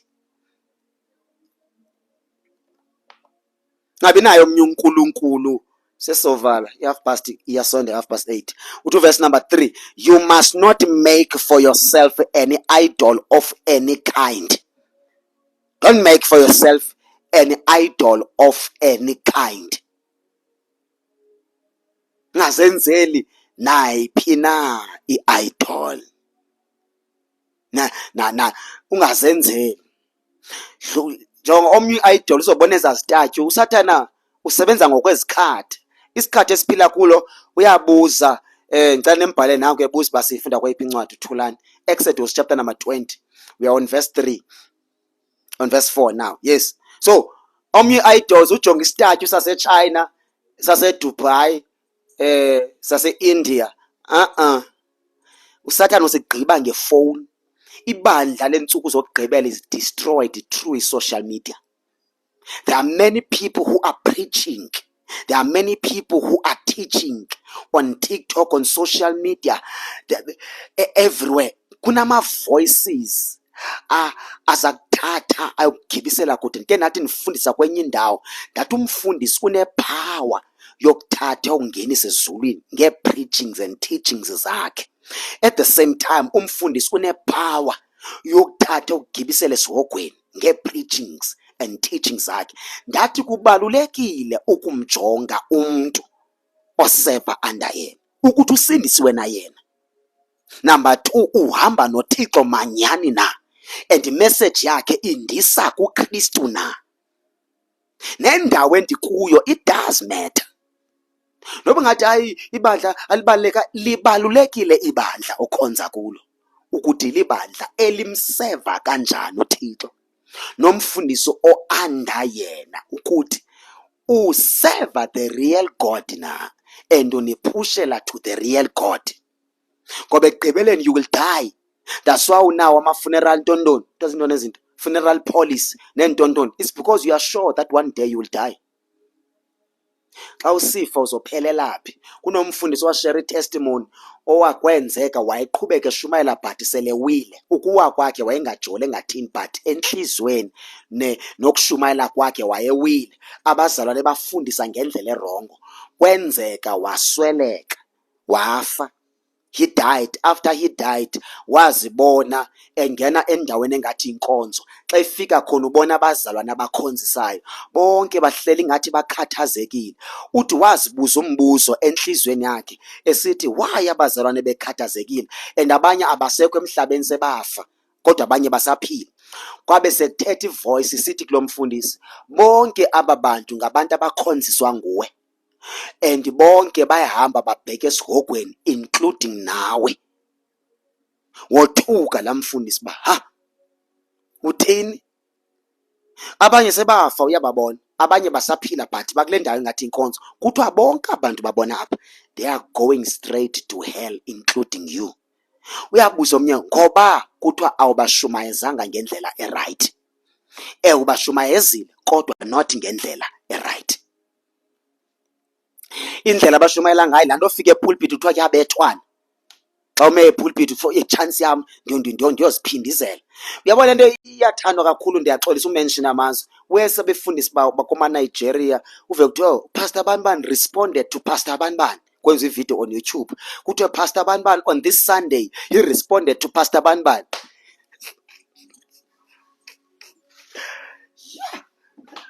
Haya, ndifuna ukwazisa namhlanje ukuthi noba ungathi indawo kuyo ibalulekile indawo okhonza kuyo, ibalulekile umuntu oseva anda yena ukuthi kusaphi.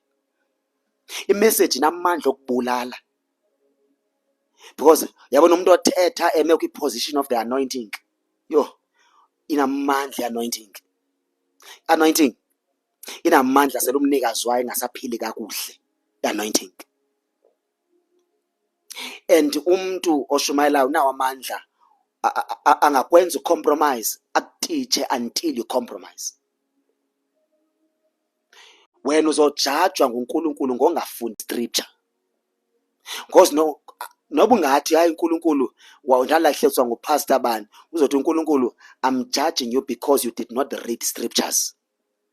That's why amadimoni eyilwa into yokufunda kwakho iBhayibhile, engafuna uyibona ukuthi ifunda iBhayibhile efellowshipa nomoya ongcwele. It's because bafuna ungatholi izambulo zezinto ezininzi, so that nawe ube kwinani labantu abazophela esogweni. Ndike ndathi kwenye indawo, noba thina sithi siye ezulwini one day, kodwa noSathane une-vision ethi abaye, and usho ukuthi mninzi umuntu ongaziyo ezulwini.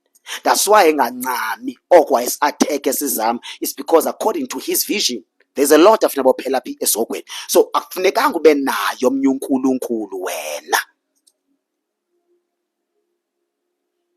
Usezoba i-victim ye-false prophets, false pastors, nabafundisi asele besinsiwe kodwa bawile. If you don't read scriptures, if you don't have a relationship with the Holy Spirit, uzaba i-victim yabantu abaninzi. I feel sorry for you if you don't take serious indaba salvation yakho. Salvation sometimes idinga ube selfish, ucabangele wena wedwa sometimes. Masivale le message sizolala. Or any image of anything in the heavens or on earth or in the sea. Ungazenzeli nayo phina i-image yento ongayikhonza. If lapho uyakhonza, maybe pha endlini yakho ubuthembe amanzi, ifaith yakho, ukholo lwakho, ithemba lakho lisemanzini owathenga endaweni ethile. After this service nicela uthandaze, uzideliverishe kuloo nto, ugqwaka uthathe loo manzi uyowalahla, thathe ezo oil uyozilahla. Esaskipa olala usigqokile because ifaith yakho ikuso, usithathe usitshise. Ama-bangles owanikwa kuthiwa put your faith kwezo zinto ezo, thathe ezo zinto uyozitshisa. If kunestika nasemotweni yakho, after this service uyokhupha esa stika. If you are in the kingdom of God, your faith, your trust must be in Jesus. No athi kwistika, no athi kwinto ethile. If you are serious about your life, your salvation, your destiny, the purpose of God about your life, the plan of God, if you are serious nje, zinto zokuqala efuneka uphume total kuzo. If usahlabela amadlozi usindisiwe, usasupport imicimbi, usenza imicimbi, usakhupha imali yakho, namhlanje come out total. Ifamily yakho ayisoze isindiswe ngenxa yakho. Umuntu ozoblamewa nguNkulunkulu nguwe. Ifamily yakho izawubuzwa kuwe ngokucompromise. Noba ungacima fabe ayizobuzwa, your whole family izobuzwa kuwe ngecompromise. And everyone omfundisa ivangeli ngekho right uzobuzwa kuwe, igazi labo on the day of judgment izawubuzwa kuwe. Uzawujajwa ngezono zakho zongenzi kakuhle, bese ujajwa ngodestroya abanye abantu. Kufuneka usindiswe, ithi ifamily yakho xa isindiswe ithi ndifuna isindiso efana nomntwana nalowa, because wayiphatha kakuhle isalvation. Sindiswa mani kwi-community yakho noba niba 150 abasindisiwe, but ibe unique eyakho insindiso. Phuma total noba wamotivatwa kangakanani, noba there is another voice that will preach on these streets of TikTok ozothola na that will motivate ukuthi hlala kuso isono, hlala kuwo ama-idols. Ndizokwazisa namhlanje ukuthi you must come out.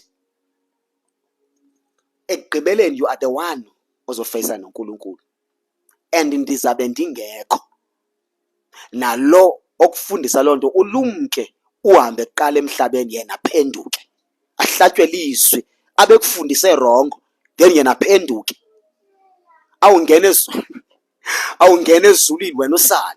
Ndake nashare testimony apha, I think it was on Facebook. Ndisithi uqala kwami usindiswa ndabona ivision. Kwi-vision endayibona ubrother i-friend yami yabulala umuntu phambi kwami ndijongile. Xa igqiba obulala umuntu phambi kwami ndijongile, ndothuka uba umzalwane abulale umuntu.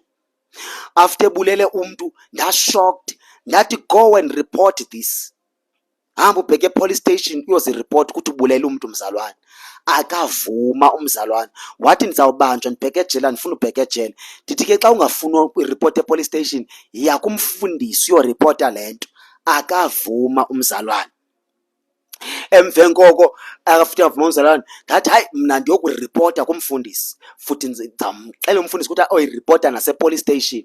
Laa mzalwane wathi uba wayirepota le nto ndizawuthi simbulele sobabini, and akekho umntu wesithathu apha ozoba yi-witness yoba le nto asiyenzanga sobabini. Ndoyika kakhulu, ndaconfused ukuthi mandithini. Kodwa ivoice kaMoya Ngcwele yathetha on my heart, on my conscience, yathi go and report him to your pastor. Womba wamngcwaba ndimjongile, wahamba wagoduka. Late kwe-past 5 sibheke enkonzweni.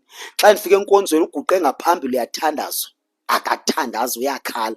Mna xa ndivala amehlo ndimbone ebulala laa mntu, xa ndivula amehlo ndimbone ethandaza, xa ndivala amehlo ndimbone emombele emngcwaba.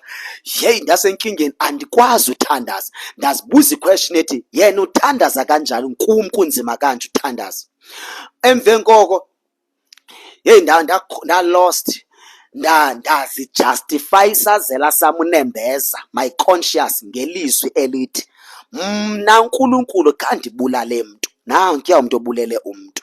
Mna ndiyaqhubeka azofokasa nempilo yam ndithandaza.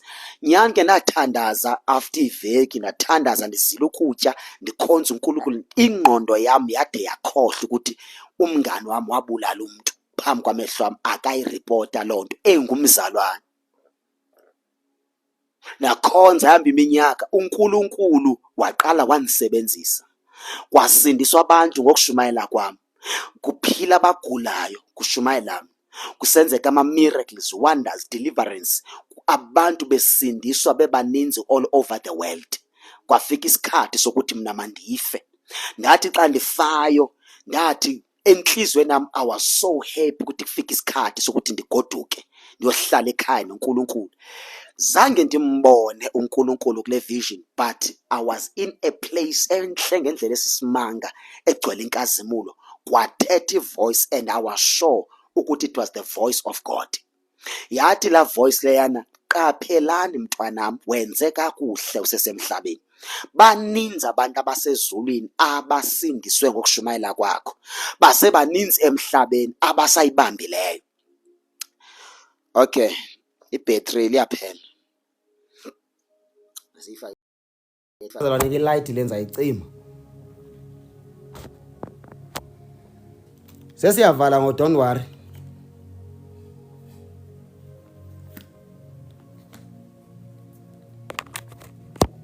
So kwathiwa baninzi abasemhlabeni abasasindiswe ngenxa yokushumayela kwakho. Wenze kakuhle kakhulu emhlabeni.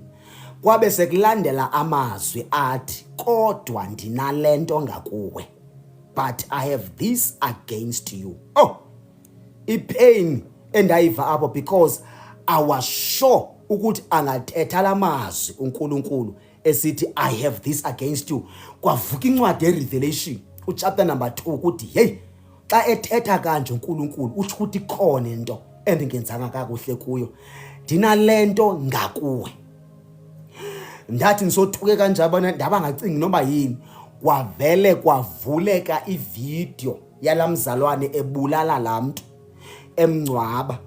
Ndisaqoma ndifuna uyiphika into yobana kaloku zangabulawe ndim, ndisayicinga yabe seyiresponda ivoice isithi, kodwa umoya ongcwele wathetha kuwe wathi go and report le nto, kodwa zange uyireport.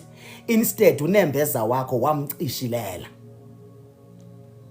Wathi usebenzile kakhulu, kodwa I cannot compromise my standard of holiness, cannot compromise my word ngenxa yakho. Andikwazi uba ndingahlala kwizulu lami eli-perfect nomuntu ongenzanga kakuhle. Immediately kwathiwa kwabe sekuthetha ivoice ethi awunohlala, asinophinda sibonane ngonaphakade. La ndithi naphakade kwangathi kuthetha i-enko. Ndabona izinto ndava sendibanjwe ezinyaweni zizinto ezindidonsela phansi ezantsi. Kwaba mnyama immediately. Ndava ivoice yakhe isithi soze mna naye siphinde sibonane ngonaphakade. Inhliziyo yami yayikhala isikhala, ipain endandiyiva in my heart, zanda experience la pain. Noma umuntu angandigwaza ndiva ipain, noba nganigala amanzi bandiplug embaneni, baplug umzimba wami bawuplug embaneni, leyo pain it cannot be compared ne pain ye-separation between umuntu owazana noThixo. Xa kusenzeka i-separation kube sekuphuma amagama athi ngonaphakade, which means forever I will never see God, I will never reconnect with him. Ipain endayiva apho, it was so painful. Inhliziyo yami kwangase ndiyikhuphe, ngase ndingathatha ummese ndiyigwaze ndikhuphe inhliziyo, because the pain endandiyiva enhliziyweni it was too much. Ngehla ngabe sekufika engqondweni nami ukuthi isihogo ebendishumayela ngaso emhlabeni ndiyakuso straight. I was preaching about hell, teaching people about hell, the danger of hell, nokuthi bangenza njani kuze bangophela esogweni, kodwa ndazazi ukuthi namhlanje ndiyakuso. And it's too late. Akhona bani ngathi ndiyabuyela emhlabeni ndizolungisa. Ndehla ndibheke ezantsi, ndihla ngespeed esingummangaliso, ndibanje inyawo. Ndathi ndikhala ndinjalo ndathula xa ndiva many voices ezikhalayo. Ndava many voices zikhala zicela uxolo kuNkulunkulu. Ndathi nisalalele ndinjalo kumnyama khona ngathi biyabambeka, ndazibona sengena ngaphakathi kumlilo ongathi sisidudu. Sikwabona amanzi olwandle, ndafike nangena apho kugcwele abantu abangakanani. Ujonge north, ujonge south, ujonge west, ujonge east. Zonke izindawo xa ujonga kuzo ayikho enye into oyibonayo, kodwa ubona abantu abakhala abacela uxolo. Bafuna indlela yokuphuma, indlela yokuphuma apho ndandikhala ngendlela esisimanga. Ndathi nisakhala kanjalo abanye bakhwela phezu kwami nditshone ezantsi. Ndithi xa ndizama uphuma ndiyatsha emzimbeni, but ipain eyayibuhlungu kunazo zonke in my heart ndandiyiva la enhliziyweni, ndandikuva ukutsha in hell, but inhliziyo yiyona eyayisitsha eyayibuhlungu ngendlela esisimanga. Amazwi ayethethe ezindlebeni zami ethi ngonaphakade. In other words, ithemba andizuhlala kule ndawo for 1 million years. At least ngene nethemba, at least for after 1 million years I will come out. After 2 billion years, I will come out. After 3 trillion years, I will come out. But I'm going to be here forever. Which means noba ndingakhala, noba ndingathandaza, there is no peace, there is no way out. And ndandishumayela kanjalo. Ndathi manjonga apha ezantsi kwam, yabo ezantsi kwam kukhona, there are 3 layers. There is a first layer, ndandikule first layer lapha phezulu. Kukhona a second layer, kukhona a third layer. Thina silapha engaphezulu sasikhala ngendlela esisimanga. Xa ndijonga abasezantsi kwethu ingathi ngabona abatshana bava ipain more than thina. Xa ndijonga abasezantsi kwabo abasezantsi kwethu ingathi ngabona abakhala more than thina sonke. Apho nathi makuphela lo vision, it was 2016. Uqala from head to toes kwangathi ndiphuma kwishawa. Ndandibile ndimanzi nisoyika, ndishake ndisenjenje, ingubo ndizidonse ndazibeka up, indlu endlala kuyo ndicime kwamnyama, ndisoyika ndishake, ndibile ndimanzi, ndicima fama ndiphumile esogweni ndicashe samwe. Ndithi andifuni baphinde bandibone bandithathe bazondifaka kulaa ndawo, andifuni ubuyela kulaa ndawo. le ndawo endikuyo ndiqashile ndihleli andinoba saphuma kule ndawo endikuyo hayi kanti sendivukile umbono sowuphelile ivision sendivukile already but iproblem into yobana le nto ndicima fama yenzeka manyani but God was giving me vision efuna undibonisa uba how serious it is indawo yesalvation. Ndancedwa ngabantu abadlula ecaleni kwasendlini ekhayeni kanti bogibela ibhasi babheke emsebenzini but ivezi voices ndithi yo naba bazondithatha bazondibuyisela lapha ndayidonsa ingubo ndathi xa ndisiva hayi man baninzi abantu abadlulayo then sendiqala uva neebhasi ezidlulayo ndathi hey this was a vision. Usukela apho nahlala namphansi ndaskena impilo yami ukuthi yintoni endingenzi kakuhle kuyo ukuze ndilungise indaba yami noJesu. So masivale kanjalo. uNkulunkulu akawathandi uthi you must not bow down to them or worship them, for I am your God. I'm a jealous God who will not tolerate your affection for any other God. I will not tolerate, yava, I will not tolerate umuntu endimthandayo, umuntu wecovenant, kuthi athi go and bow down to other gods. Abe ne-relationship enza ama-sacrifices nabanye onkulunkulu. Ithi mayidlula ke ngilo, for I am a jealous God. Uthi I lay the sins of the parents upon their children. The entire family is affected, even the children in the third and fourth generation of those who reject me. Uyavuba uthi ke uthi ngenxa yoba wena you will choose to worship other gods. Uthi curse ezawukwehlela kuwe izaba yi-generational curse. I-curse ezawushaya lo nabo bonke abazophuma kulo bazawushaywa yi-curse eyashaya lo. USathane uyithanda kakhulu system. Abantu babanjwe i-curse. That's why xa usindiswa uphuma kwi-curse of worshiping idols. To worship idols, it's a curse. Ukuhlabela amadlozi, it's a curse. For thina abantu abasindisweyo irongo. For abantu abangasindiswanga ayikho rongo kubo ngoba vele abamazi kwalo Thixo, abamfuni, abam-understandi, abamthandi, abananto awukwenza na. Kodwa kuwe wena osindisweyo you must come out. Come out totally, because it's a curse to serve other gods. Uyibreak kanjani le curse? Ngokwamkela uJesu, because he covenant. That's why qho ngonyaka nihlabela amadlozi, abantwana nibenzele imicimbi, nibahlinzela ibhokhwe nenzo 1 2 3 nembuzi. He covenant. So ukuze uphume kule curse you must come out kwi-covenant. Come out totally kwi-covenant of serving other gods. When's the covenant noNkulunkulu? What is this covenant yenza noNkulunkulu? Is salvation, ukusindiswa. That's why nsithi kwi-message of the cross kulapho umuntu ohlukaniswa nazo zonke izinto zezwe, onkulunkulu bakhe, izono, izigulo, or sickness, bonke bafa pha because the sickness is part of a curse.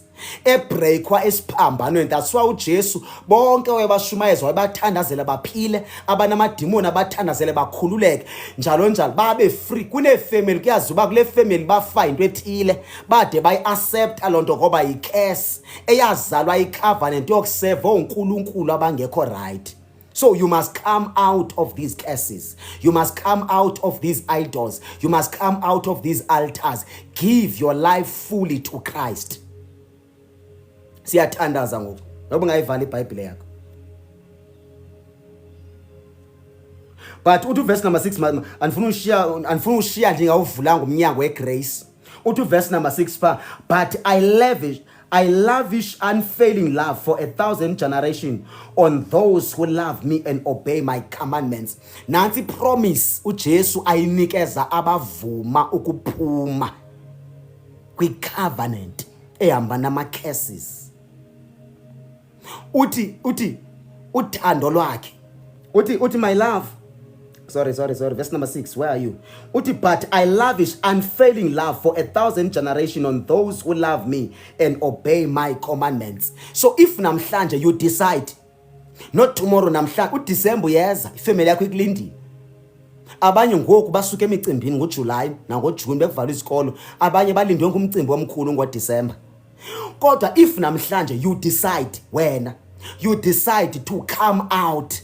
Uyawuthi fika uDecember uyobe uNkulunkulu sekusize sokuthola ama solution nama advices from the Holy Spirit on how to deal with your family. Ngeke basindiswe kakuhle if wena usindiswa kakuhle, bazawuphuma ngoba kuphume wena. Noba bayakuthuka, noba bayakushaya, noba bayakugxotha, noba bayakuundermine, noba bathini, come out ekugqibeleni bawusindiswa ngehambo yakho. Bosindiswa ngoba wena uyiphethe kakuhle ilantuka le ndaba salvation. Mamela ke, if there is a generational curse, there is also a generational blessing. Zonke i-curse generational izalwa i-covenant yonkulunkulu oseva kuye, ne-generational blessing izalwa ngunkulunkulu ngenxa ye-blessing. So wena xa usindiswa i-blessing yokuqala, bonke i-generation ezawulandela after wena Abraham, because you are the Abraham of your family, uThixo uqala into entsha ngawe, bonke bawusikelelwa ngenxa yakho. Bonke bazawubaliselwa ngawe, kuthiwe wasindisa uqaphelani ngonyaka othile, wayiphila insindiso sayithola ngaye lento. Lento i-generational. Family yakho will never go through poverty, ngoba nguwo zobreak i-curse ye-poverty. Ifamily yakho ayizuhlutshwa imimoya ethile, ngoba nguwo zobreaka le mimoya. Yonke i-generation ezilandelayo, because i-generational ne-blessing kaThixo xa uthe wayiphatha kakuhle indaba salvation. Your family will never go through izinto ezingekho right xa uthe wena wavuma wena. Namhlanje ngicela nje ke sithandaze. Ndifuna nje uthandaza nawe so that you come out le covenant. Ungene kwi-covenant ye-salvation. Namhlanje not kudala, right now. If uyavuma, you can lift up your hand. Noba usindisiwe, but ukusindiswa kwakho kugcwele i-compromise. Since but there is a lot of compromises in your salvation. Namhlanje just lift up your hand. Ulungise indaba ye-covenant. Indaba ukusindiswa kakuhle, ukusindiswa manyani, the real salvation. Namhlanje ungajonga secaleni kwakho noba nibukele nibayi4 okanye nibayi2 suba namahloni.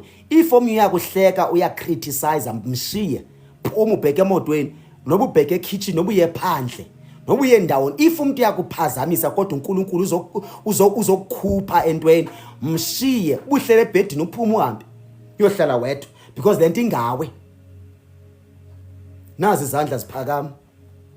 Naba abantu base South Africa, umhlaba wonke bephakamisa izandla. You are coming out. You are coming out in the name of Jesus Christ. So uphakamisa isandla kanjalo, just close your eyes if you can and say these words after me. Namhlanje nifuna ukunikele ngempilo yakho kuJesu manyana.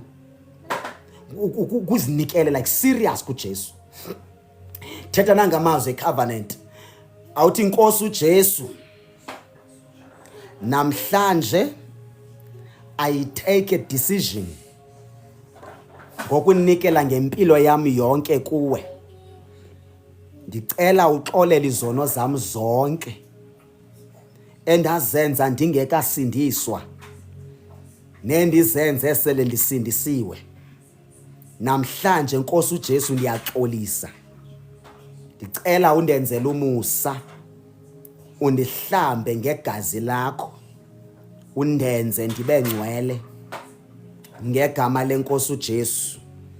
Nkosi uJesu ndiyakwamkela, yiba inkosi nomsindisi wempilo yami. Wena Sathana ndiyakudivorsa, ndiyakulahla, ndiyohlukana nawe nezono zakho zonke, neziqalekiso zakho zonke, nezigulo zakho zonke, nezifo zakho zonke, nesimnyama sakho sonke, nezichitho namadimoni akho onke. Ndiyohlukana nawe Sathana, nawe yohlukana nami. Namhlanje ndisindisiwe, ndisisidalwa esitsha ngegama likaJesu. Impilo yami endala namhlanje yangcwatywa ngegama lenkosi uJesu waseNazaretha.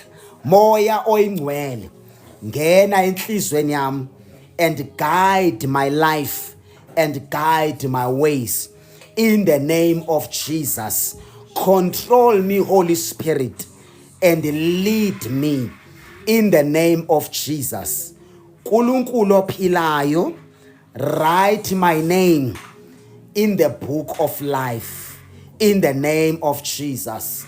Baba, ndiyathandaza nali bandla lakho, naba bantwana bakho sebethatha icovenant, sebesenza icovenant, icovenant yokuzinikela kuwe ngokupheleleyo. Father, you give them rest, you give them peace, you give them your love, your divine love. The joy of the Holy Spirit is filling their hearts. Their hearts are filled with the love of God, with the peace of Christ, and with the joy of the Holy Spirit. Moya Ngcwele ba free completely. Namhlanje bayaphuma kuwo onke ama-altar, kuwo onke ama-covenants ebebekade bebanjwe ngawo.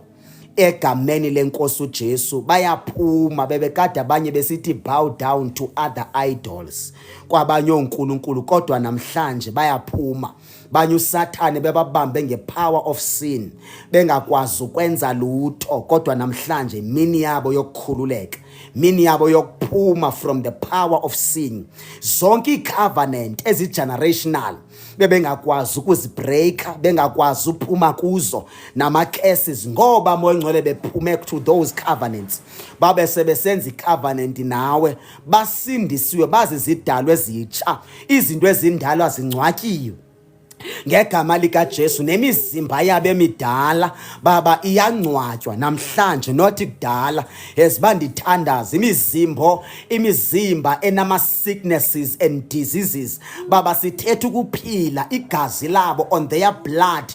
We speak life in the name of Jesus. We speak healing in the name of Jesus. We speak deliverance in the name of Jesus. Sibakhulula nakwi-knowledge, izinto abazaziyo ezingasoze zibancede, umoya wolahlekiso wensuku zokugqibela okhutshwe kwaSathane, isatanism, ukuze abaninzi bathola ivangeli enobenza bangaze bam-encounter uJesu.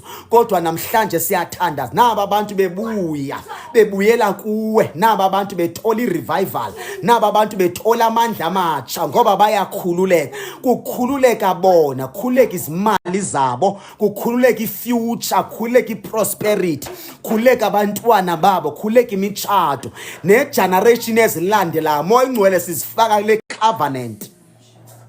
Oh my Jesus, all generations that will come out of these families, Baba sibangenisa kule covenant. Kwesi sivumelwa namhlanje siyavumelana.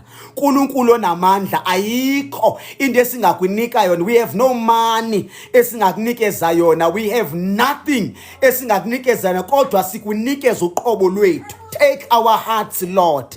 Take us. We are the living sacrifice. Sindawo yokuphila wena. Ayikho enye into esinganikela ngayo. Wena wanikela ngenhliziyo yakho enguJesu. Wancama uJesu wanikela ngayo ukuze uzuze thina. Father, we have nothing esinganikela ngayo ngaphandle koba thina sinikele ngathi kuwe. Namhlanje singena kwisivumelwano, singena kwi-covenant yokuhamba noThixo ophilayo ngegama likaJesu. Father, masibhayindwe i-covenant, sibophelele kule covenant yokuhamba nawe ngegama likaJesu. We belong to your kingdom, we belong to your nation. Siyi-community of covenant.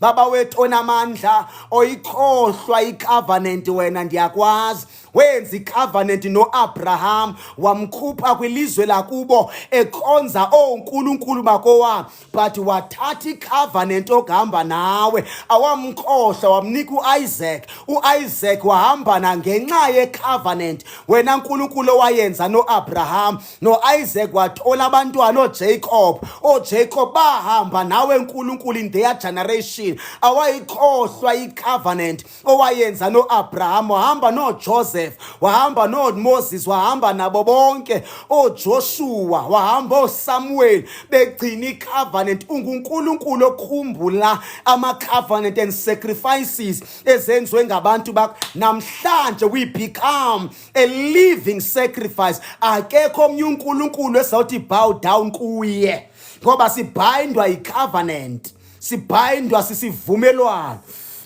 Ah, my Jesus. Ah, my Redeemer. Sibanjwe icovenant, isivumelwano. Siyavumelana nezulu.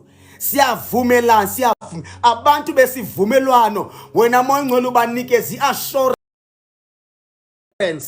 what they will rest. Into yokuqala namhlanje sizayi experience noba besinemithwalo ngathi sithwele Africa namhlanje everything ibikathi phezu giving us rest. Wasithembisa ngepeace, wasithembisa ngelove of God, wasithembisa ngento zonke. Father, we thank you. Siyabonga uNkulunkulu olungileyo, uNkulunkulu onamandla, uNkulunkulu ophila. Bind us. Wena Thixo awumjikela umnqophiso uyawukhumbula. Uthi noba umuntu selehamba ephambuka esuka endleleni but umuntu umkhumbuza ngecovenant. Namhlanje singene kwicovenant yokuhamba noThixo ophilayo. Uhamba noNkulunkulu, ohamba noAbraham, ohamba noIsaac, Jacob, Moses, ohamba noJesu, ohamba neapostles. Father, siklo covenant ohamba nalo Thixo. We divorce all other gods and idols. We are coming out totally kuma altar akhona. Nama sacrifices esawenza, ama finances sanikela kwahlatyelwa amadlozi kwenziwa zonke izinto. Kodwa namhlanje we are coming out. Nama blessings ebekade banjwe ngama altar ebesikade siseva kuwo Moya Oyingcwele kuqhaqheka everything. Ayikho into engakhululeki, yonke into iyakhululeka. Abantwana esizabathwala esizobasezo emhlabeni through us after this covenant ngabantwana becovenant. Oh Master Jesus, njengo Abraham after wenza icovenant naye wamnika umntwana wecovenant igama lakhe nguIsaac. Maba wethu onamandla, yonke into esizaba nayo izawuproducewa ile covenant esikuyo. Imali esizaba nayo, izinto esizaba nazo, Moya Oyingcwele, abantwana, imitshato nakwabasezawutshata bazawungena kwimitshato yecovenant because of this covenant. Nobu Satan ekwazi umanipulate imitshato abenza abantu bangene kuma wrong marriages, kodwa because of this covenant esingene kuyo namhlanje, Moya Oyingcwele, you will always remember this covenant. Nobu Satana efika efuna usidonsele ezweni uba sihambe siyongena eziclubhini siyosela utshwala uze sihambe siyojola, but Lord, you will remember this covenant. You will remember this day ukuthi savuma to become a living sacrifice, to live for God, to belong to God only, and to serve Him. Moya Ngcwele, senze isivumelwano, savumelana nawe singabakho noba singabethwe enyameni kuthiwe masihambe and serve other gods. Moya Ngcwele, we are willing to die if we have to die, but we refuse to serve other gods, onke ama-foreign gods. Moya Ngcwele, siphumile kubo, singene kwisivumelwano to walk with God. Wena wahamba noEnoch until he was no more. Namhlanje kuqaleka into entsha yokuhamba noThixo in the name of Jesus. Baba siyabonga. Thank you Jesus. You will give us wisdom. You will give us knowledge. You will give us spiritual understanding. The Holy Spirit will teach us, will help us and guide us. Thank you Holy Spirit. Make us understand indaba yecovenant after sithole salvation. We give you all the glory and honor in Jesus Christ's name. Amen. Ah, my Jesus.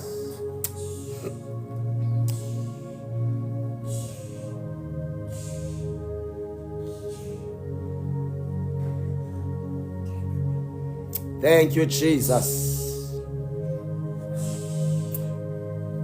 As from now on, going forward, zazi ukuthi ngumuntu wecovenant because wenze isivumelwano to walk with God. As from namhlanje ubhala idate namhlanje kwi-diary yakho uthi nge-18 kaJuly 2026 ngingene kwi-covenant yokuhamba noThixo. Write it down. Noba ungayibeka uthathe into istika, noba ungabhala phi kuthi nge-18 kaJuly 2026 ungene kwi-covenant of walking with God. There's a lot also is sacrificed because of this covenant.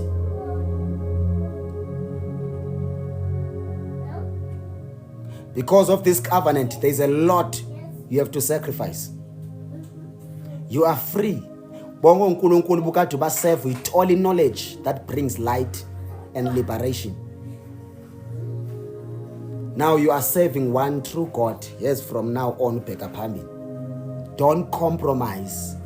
If you have to die, you rather die than compromising. If bazokushaya enyameni, mabakushaye if bayafuna. If kuzogxothwa kuthiwe pack your bags and leave, pack your bag and leave.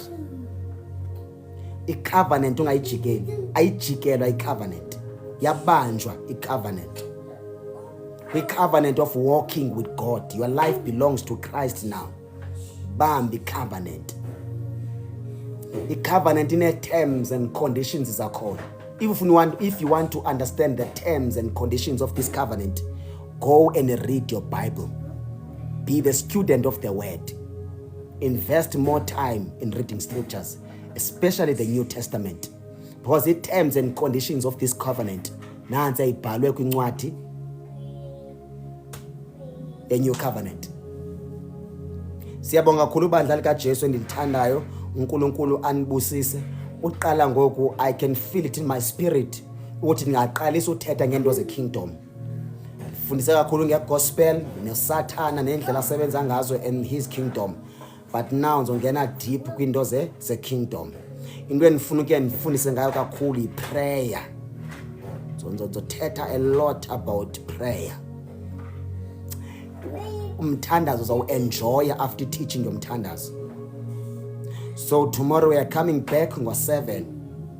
Tomorrow we are coming back ngo 7 o'clock we are coming back tomorrow. It's Sunday.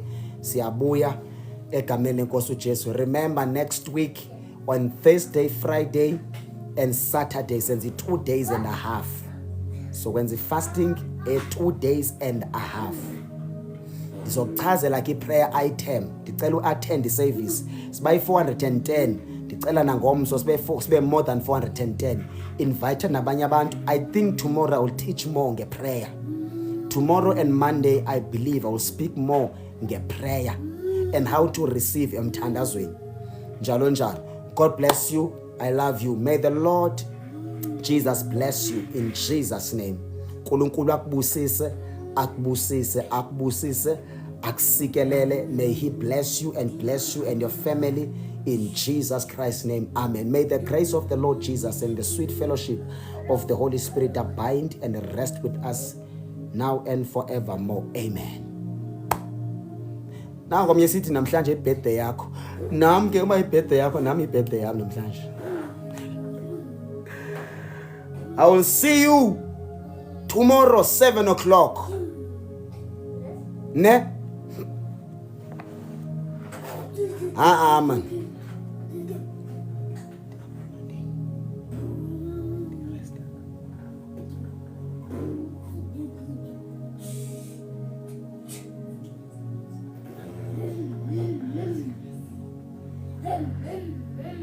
Ndibuye na ngomzona. Bazalwane bami endibathandayo. Why singabuyi Monday ngo-8? I-problem ndikhathela apha emzimbeni wenyama. Zange nake naba free. How about we come back on Monday ndi-fresh? Ndiyacela man. Ndiyacela ngomso nike ninikeze i-chance just to rest the whole day and the whole night. Then on Monday ndizobuya ndi-fresh. Sezwana ne? Ndiyacela man, serious. Benise Eastern Cape the whole week. I was very busy Eastern Cape. Izolo benifika nisuke Eastern Cape. Namhlanje benisenkonzweni andikarest no rest. Yebo? Andikarest no rest. Benisuke enkonzweni. Ndithe phume nje enkonzweni ndabe ndothandaza kwenye indawo. Man buya ndabe sengena ku live. So ndiyacela man masibuyeni Monday. Yebo? Because ndifuna uqala ukuthetha kakhulu ngeprayer ne-basics of salvation. So ngicela uresta asibonane Monday not tomorrow ne. Monday ngo-8 ebusuku. Monday ngo-8 ebusuku. God bless you. Khonze kahle ngomso enkonzweni yakho uNkulunkulu akubusise. Monday ngo-8 ebusuku. Monday. Khonza Monday. Ndifuna umbethelela uMonday ngo-8. Monday ngo-8. Monday. We will come back ku-Love Monday ngo-8. Ndiyacela ndifuna ubuya nam ndi-fresh na-spiritual ke ndizi-refresh tomorrow and Monday the whole day ke ndizi-refresh. I-fasting when nobu late ne, i-fasting zoyenza when Thursday.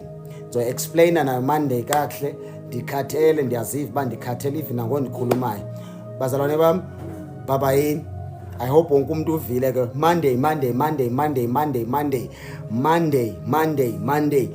Monday. Abanye baye bangevi early. Monday. We are coming back on Monday. Tomorrow and Monday. Ndifuna urefresha ngo-8. Next week Monday siyabuya. uNkulunkulu akubusise. Bye bye.